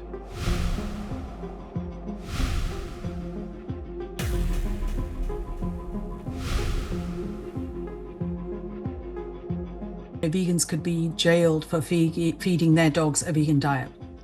And of course, it's sensationalized news, but let me get to the underlying issue. In the UK, the Animal Welfare Act mandates meeting a pet's nutritional needs, and that could be how it's housed, how it's fed, taking it out, etc. Now, feeding a dog a vegan plant-based diet is legal if the diet meets these needs. And this is where we stress the importance of don't just go off and do a Google search. You need to look at the physiology, the unique sort of requirements of your companion animal and seek veterinary nutritionist advice. The UK Animal Welfare Act guidelines do not specifically mention vegan or vegetarian diets, nor does the law stipulate what a dog's diet should be in concrete terms, or that it must necessarily contain animal products. The law states that an animal's needs shall include its need for a suitable diet. People often claim that it's unnatural to feed vegan diets to dogs. However, if you think about it, the commercial meat-based diets that are fed to dogs today are comprised of body parts from animals they'd never naturally consume, such as chickens, sheep, ducks, and other animals they'd never naturally consume, along with all sorts of additives, and packaged up into dry kibble or other formulations and fed at predictable times daily. So none of this resembles the natural feeding regime of an ancestral dog. While it might seem unnatural to feed dogs a plant-based diet, what really important is making sure that they get all the nutrients. They need to stay healthy and happy. And surprisingly, we have 70 million dogs in US, and 10% are already on a vegan or vegetarian diets for many reasons, but the main reason is allergy. Top allergen for dogs are beef, chicken, and dairy. I realized that it's really not so much about the ingredients itself, whether they are animal, protein, meat-based or plant-based ingredients. It's about whether you can meet the nutritional requirements of a dog with the diet that you choose. So I realized that I could actually combine my ethical conviction with my profession, which is being a veterinarian and a nutritionist in that field. Despite the promise of the scientific evidence of the benefits of the entirely plant-based dog food, many people remain sceptical and critical. It is vital to ensure optimum nutritional value of the composition, as it might not be the most natural option for dogs. The consumers will need to be educated on the topic to understand if the product has sufficient nutritional value. More long-term research on the matter is crucial. There's two big challenges with the plant-based. One is that the delivery of those key nutrients can differ. So in meat, those nutrients may be more or they may be less bioavailable than they would be with the synthetic version, because the synthetic version is sort of a standalone versus being in the proximity of other nutrients, which may either help that key nutrient get into cells more readily or prevent it, right? So it can go either way. I've seen actually vegan foods that have insect matter in it. So it might be that somebody thinks that insects are more flowers than animals. We think that it is not safe at this moment because there is not enough research that would say that. There are now 11 studies looking at health outcomes of dogs maintained on vegan or vegetarian diets. That almost all of those have consistently shown that dogs have equivalent or superior health outcomes, providing the diets are formulated to be nutritionally sound. Maailma muuttuu ja se maailman mukana täytyy muuttua. Se on yrittäjänä oppinut tietämään, että ei kannata olla pelkästään omaa mieltä, että kyllä aktiivisesti seurataan mitä tapahtuu. Mutta on myös ollut sirkkapuumia, sirkat on tullut ja sirkat on mennyt ja nyt nähdään sitten miten nämä puumit kehittyy, mutta kyllä mä näen, että se varmasti lihansyönti vähenee pitkässä tulevaisuudessa. Regardless of the opinions expressed by critics and opponents of plant-based dog food, the popularity of vegan and vegetarian diets for dogs is increasing. Celebrities have joined the trend of feeding their pets vegetarian or vegan diets in recent years. F1 driver Lewis Hamilton, for example, often boasts on social media that his bulldog Roscoe is on a vegan diet. And believe or not, Roscoe has more than 1 million followers on Instagram. In some cases, these benefits are really quite striking. There was a key 2022 study produced by Guelph Vet School in Canada, which is one of the leading vet schools in North America, that found that dogs maintained on a vegan diet were living 1.5 years longer than dogs maintained on meat-based diets. And for a person, that's equivalent to roughly an extra decade of life. So that's an incredibly important period of time. A well-planned vegan diet offers numerous benefits. It's including alleviation of food allergies, improved digestion, reduced risks of obesity, and inflammatory conditions. And of course, research in veterinary sciences confirms that dogs on vegan plant-based diets can achieve comparable or better health outcomes than those on conventional diets. The second interesting thing is that across all of these 11 studies, there seem to be certain health benefits that were consistently coming up. After 20 years, when we've fed a lot of dogs all their life vegan food, I think that we have a better idea of if it's good or bad. And so when it comes to sort of, if we think about what are our options to replace animal or traditional based meat with something that is nutritionally equivalent and is also accepted by consumers, at this point there's really, plant-based is still, it's still in its infancy. And so I can say, you know, the only ingredient that really fits the bill would be cultivated meat. Most of the companies that do vegan food put in a lot of amino acids that are that you can find in animal foods, but not in vegan foods. So it's more ultra processed and it's more supplemented, but it might be that it's possible. I've seen also kind of dog foods that are vegan that has eggshells in them. So there is kind of it's a wild west at the moment. Siinä kohtaa, kun ihmiset on lakannut kuluttamasta lihaa, eli niitä sivuvirtoja ei enää tule, niin ilman muuta se on siinä kohtaa tosi vartoittava tai niin kuin ainoa vaihtoehto, ja se kyllä pystytään tekemään. Mutta niin kauan kun ihminen käyttää kalaa, lihaa, tuotteita, kananmunaa, niin kauan sieltä tulee aina sitä sivuvirtaa, että sille järkevämpää käyttöä tällä hetkellä oikeasti ole kuin koiraruoksit. Se menisi seuraavaksi, tällä hetkellä menee minkeille vielä, mikä varmasti tulee vähenemään. Sitten menee seuraavaksi jonnekin tämmöiselle biokaasulaitokselle, niin kyllä tuo koiraruoka paljon järkevämpi siinä kohtaa. I think one set relates to not consuming animal-sourced allergens in the diet, so cutting out beef, lamb, pork, and other animal-sourced allergens. We seem to be seeing consistently across studies lowered rates of gastrointestinal problems, itchy skin and itchy ear canals, all of which can be caused by animal-sourced allergens in the diet. So that's really interesting. This is something that can definitely impact the quality of lives of dogs. Then the other thing with vegan food is that we're kind of thinking that I as an owner, I'm not eating meat, so I want my dog to be the same. And I think that's very unfortunate for that dog.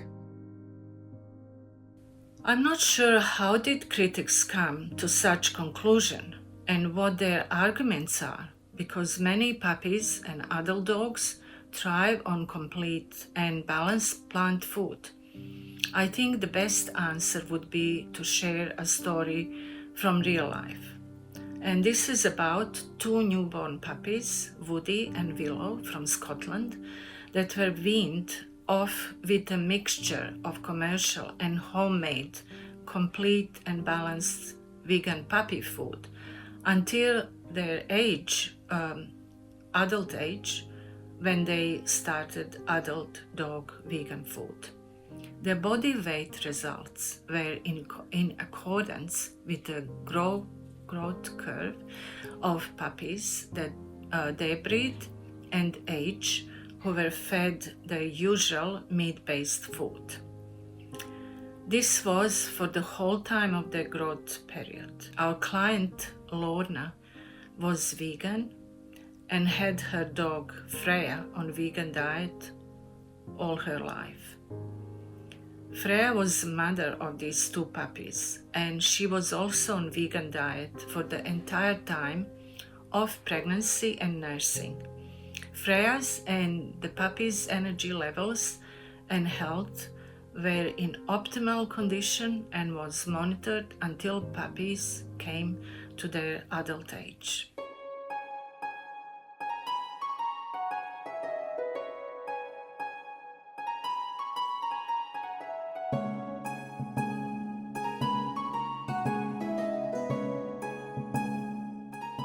The vegan pet food sector is witnessing a host of new brands and innovations. So, what's driving this trend? And how can manufacturers win against conventional meat brands? Founded in 2019, SHEVEGA focuses on sustainable, cruelty-free dog nutrition. They aim to educate through their business and expert advice, providing scientifically formulated products that reflect ethical standards.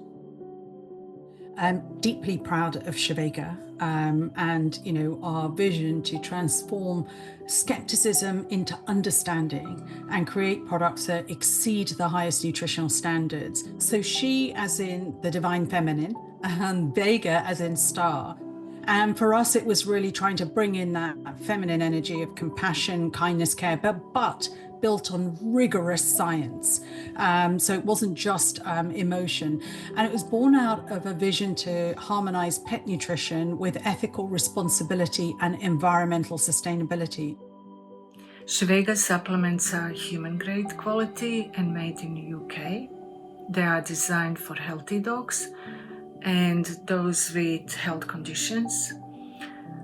We based our diet plans on cutting edge research. SHEVEGA delivers global workshops and hosts the podcast SHEVEGA Talks, discussing plant-based diets with experts worldwide. The decision to formulate 100% plant diets was made after many remarkable results in dogs with health issues. One notable case was Topaz, a 15-year-old female Bichon Frise that I saw in 2019. At that time, she was on a veterinary specialist prescribed meat-based kidney diet. Despite veterinary care and care of their owners, her health was deteriorating. Topaz got prognosed another 6 months of life. Her condition started improving as I was taking animal ingredients out of her current food and replacing them with the plant-based protein ingredients. And when we swapped her kidney supplements with our SHEVEGA supplements that are specifically formulated for her kidney problems and for a diet that we created. So supplementing is a remedy that ensures precision and care, proving that plant-based diets are both a viable and responsible alternative.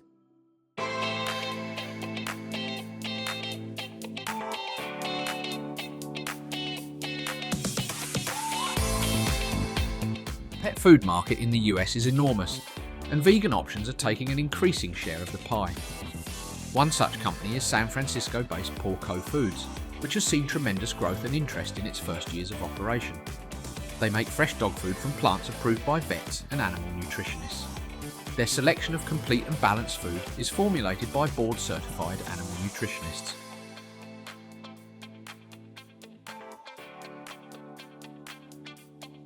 My name is Mahsa Wazin. I'm the founder and CEO of PAWCO Foods. PAWCO is the first AI-optimized pet food company, and we are offering plant-based pet products. After getting my PhD in nanoscience, I joined Impossible Foods as one of the early scientists before founding PAWCO Foods. At PAWCO, we are a team of scientists and animal nutritionists on a mission to create healthy, sustainable, and eco-friendly pet food.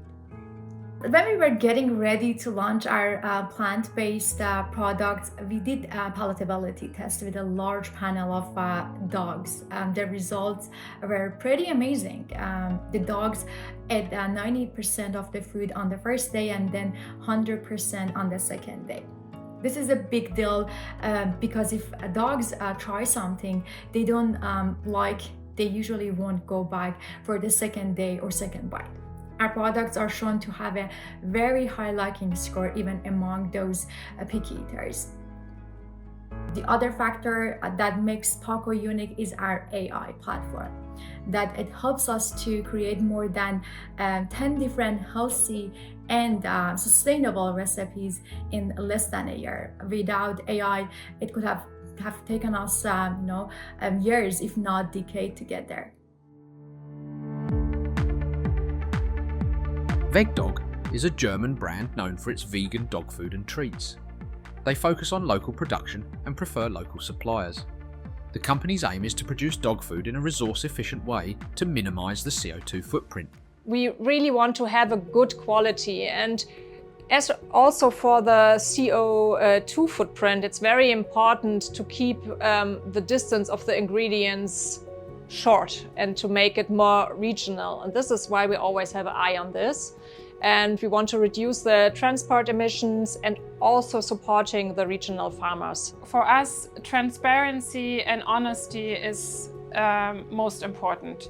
Also for the customer, we really know and we are aware of our responsibility that we have with selling these products. And as I said before, we're selling products for which the customer is making a decision not for themselves but for another being. And there's a lot to do. Vegan dog food is not a niche market anymore, it's a booming market. And there's a huge customer group actually developing out of millennials that choose pets over children actually. And the whole part of millennials are already living vegan. So yeah, this is what we're targeting here. And studies show dogs can thrive on a balanced vegan diet. And we are following the FADF guidelines and work with vets to ensure the fully safety for the dogs and the customer. As we have a look in at the biggest universities in Germany, that's the University of Berlin and the University of Munich, they are both having 2 studies on vegan dog food right now, and we are really thrilled to get the first results. So we really see also a shift in the research part, that there is much more going on right now than it has been 10 years ago. So yes, there is a change, and a well-needed change, because to make it more customer friendly, the research part shouldn't just be a side project. It should be the base where we just develop our products on.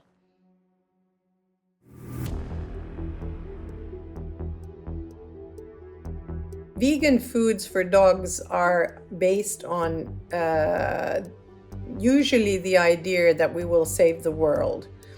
And it's kind of, I can understand it because there's a lot of dogs and cats around, and they are actually eating a lot of the food that we're producing. And so there might be a chance actually to be able to use vegan foods if they are very kind of supplemented with all the things that are needed in them. And we can leverage AI to generate an unlimited number of healthy foods and products customized for every dog based on their taste and health condition. We're already seeing specialized recipes for different breeds, gender, and age.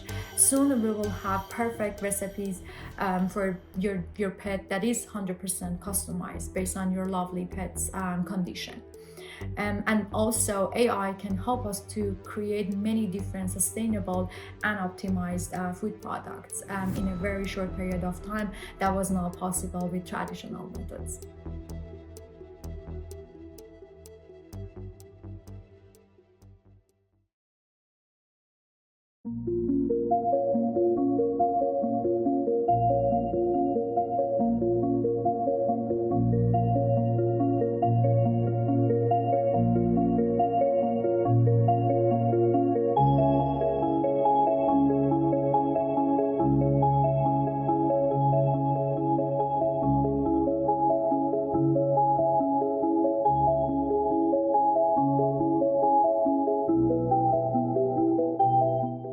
I think the biggest threat facing us today and in the future is the destruction of the environment and climate change.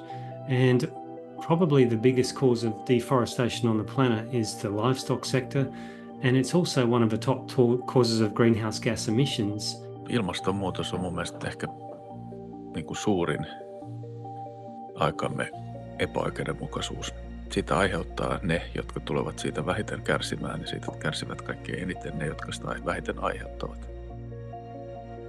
In April 2024, Nature Food published an article headlining that over 80% of the European Union's Common Agricultural Policy supports emissions-intensive animal products.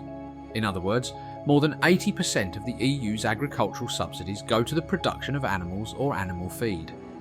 These products are responsible for 84% of the EU's food-related greenhouse gas emissions.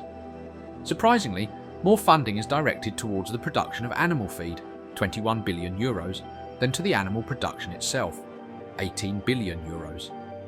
The production of feed often remains somewhat invisible to the public, as people see fields full of plants without considering their purpose is to feed animals.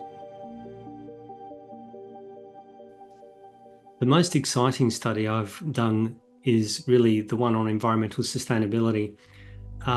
There have been a series of studies demonstrating that meat-based pet food has a significant environmental impact, but nobody had managed to calculate what the environmental benefits might be if the world's dogs transitioned onto nutritionally sound vegan diets. So I set out to do this, and it wasn't really possible until very recently when a very large-scale study was produced on all the ingredients used within pet food in the US. So I looked at all that data about the food animal species, the tonnages, all the other components of pet food, and I looked at the consumption by dogs, cats and humans in the US of animal-based ingredients. The first thing I did was I was able to calculate that in the US, 20% of all livestock are actually consumed by dogs and cats, not by people. Globally, it's about 9%. In countries with high pet ownership, it would be more like the US. Tässä esimerkiksi on jo tehty sitä, että ollaan siirretty Suomeen se tuotanto, missä sitä kulutetaan. Että sehän on ollut tosi järjetöntä tuoda vaikka Kanadasta tänne asti sitä, ja eka viedä raaka-aineet sinne ja tuoda takaisin. Siinä ei ole mitään järkeä ollut. Se hiilijalanjälkihan on kovin pieni meillä, koska tähän tulee niin kuin sieltä teurastamoiden tähteestä hyvin pitkälle se raaka-aine. Ja niin kuin, no raffisti voisi sanoa, että jos miettii, että se verrokkituote on vaikka soijarouhe, mikä on valmistettu Brasiliassa, niin meidän vastaavan tuotteen hiilijalanjälki on noin 1/10 siitä. We found that a vegan diet for dogs can make a huge difference when it comes to environmental sustainability. By choosing plant-based ingredient instead of meat, we are using fewer resources like water, land, and animal farming. So far, we conserve more than 280 million in water and reduce around 1 million kg in CO2. This is based on only thousands of dogs who are subscribed to PAWCO. Imagine what happens if millions of dogs adopt a healthy vegan diet. The impact on the environment will be significant. In short, vegan dog foods are a fantastic way to help our planet.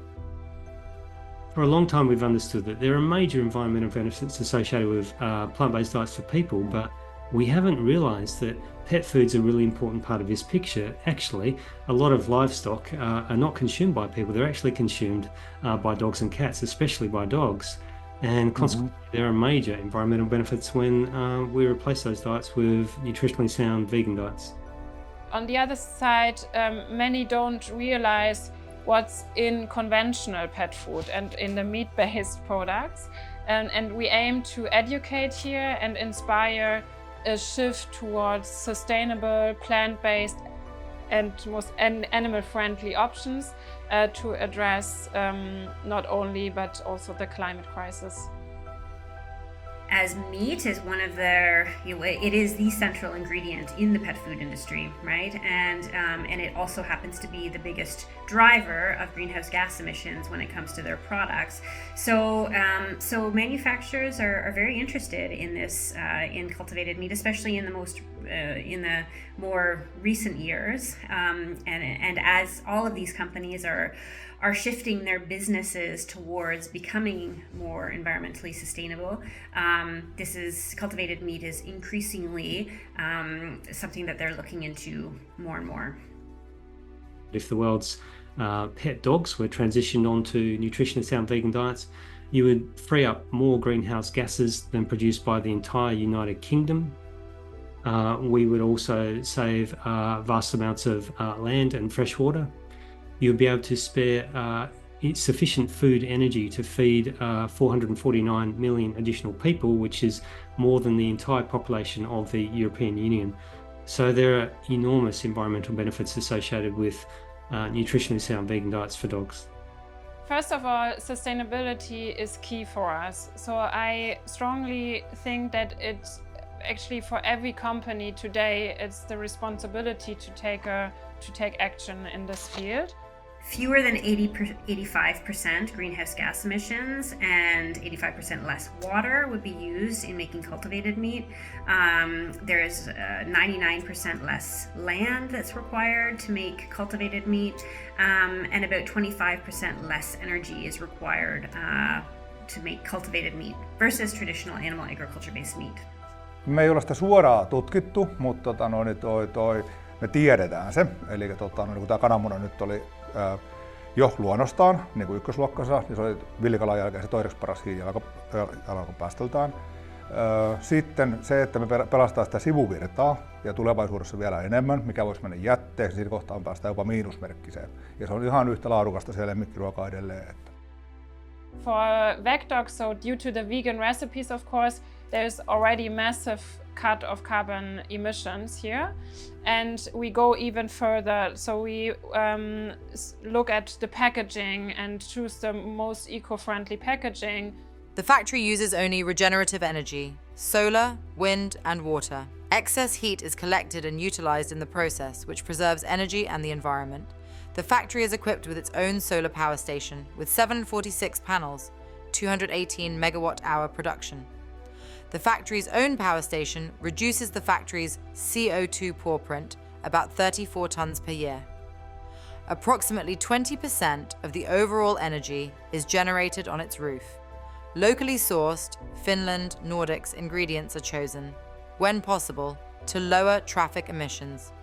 We don't produce any unrecyclable waste. Esimerkiksi jos jossain tuotteissa tai pakkauksessa lukee joku päästömäärä, niin jos ei sitä pysty suhteuttamaan johonkin toiseen tuotteeseen tai johonkin toiseen asiaan, tai johonkin elämäntapaan ja kulutukseen liittyvään asiaan, niin yleensä ne luvut pelkästään ei kerro juuri mitään. 100 kiloa hiilidioksidiekvivalenttia ei sano kellekään mitään. Eikä se itse asiassa mullekaan sano hirveästi mitään, vaikka mä oon tämän aiheen asiantuntija. Eli se pitää aina suhteuttaa johonkin toiseen asiaan, joka on sitten helpommin ymmärrettä, vaikka kilometri kuljettua autolla tai koko vuoden kestävä hiilibudjetti tai tällaisia asioita.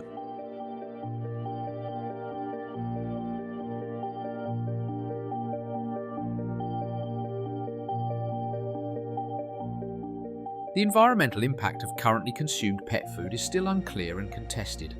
A recent study explored the environmental impact of dog and cat feed, showing greenhouse gas emission rates of 33.56 kilograms carbon dioxide, equivalent per 1,000 kilocalories for wet food and 4.25 kilograms carbon dioxide equivalent per 1,000 kilocalories for dry pet food. Varsinkin sen märkäruoan osalta niin todella hälyttäviä. Eli siinä paukkuu jo niin kuin naudanlihan hiilijalanjälki rikki. Further research has suggested that US dry cat and dog food emissions were 25 to 30% of emissions associated with providing food to US citizens. We're in a situation today where we're living through the 6th mass extinction event since fossil records began, and during my lifetime we've had more than 50% of all animal populations disappear from the planet. I think that anyone that's genuinely concerned about these issues has to be looking at diet, because diet is one of the top causes of this problem, in particular livestock products, that's meat, milk and eggs. And, you know, as a Native American proverb says, we do not inherit the earth from our ancestors, we borrow it from our children. So we need to look after not only ourselves, not only our companion animals, but also the planet.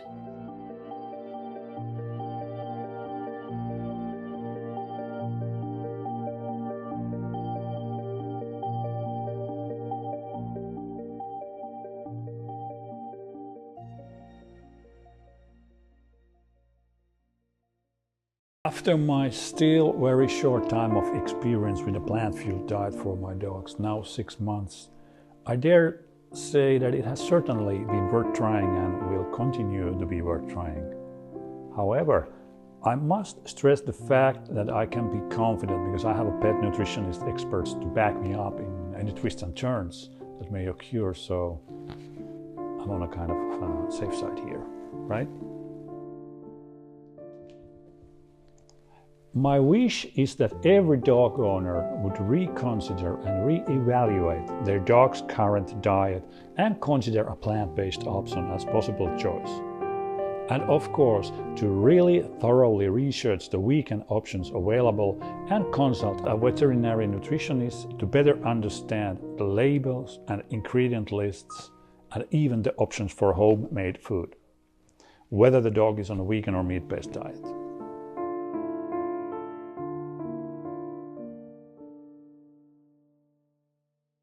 The dog food industry is changing. Traditional meat-based diets have a loyal following, but new innovations are sweeping the market. Pure plant-based diets are on the rise alongside emerging pet food alternatives such as raw meat, insects, in vitro meat, plants including seaweed, yeast and fungi and air protein. Not to mention dog food made from natural bacterial protein, which is already available, for example, in the UK.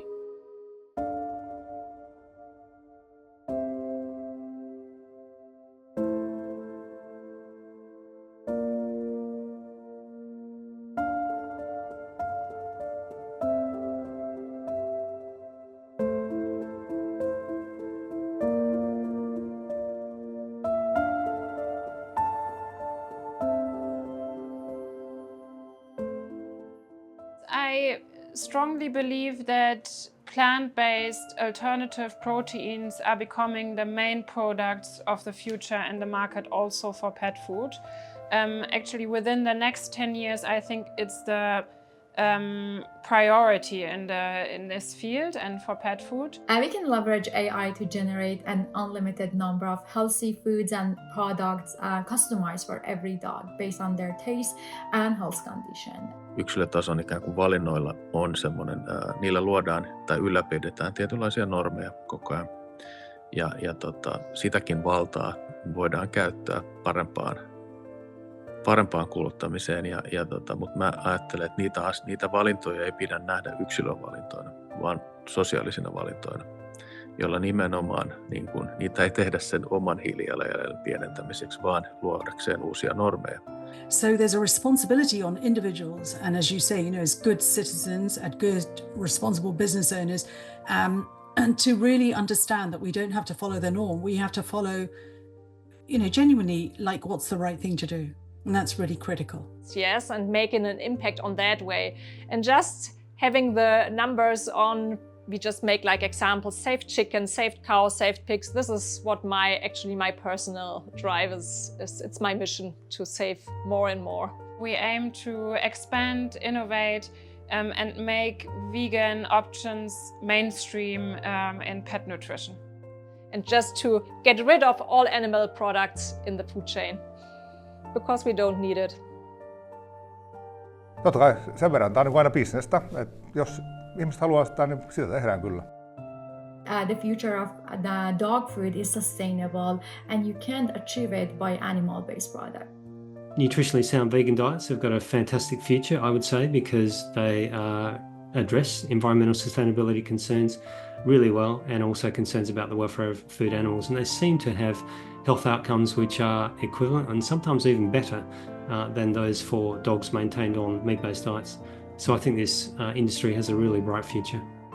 Että jos me syödään terveellisempää ja parempaa ruokaa, liikutaan järkevämmin, keskitytään elämässä tärkeisiin asioihin, niin eihän se ole luopumista, se on nimenomaan parempaa elämää.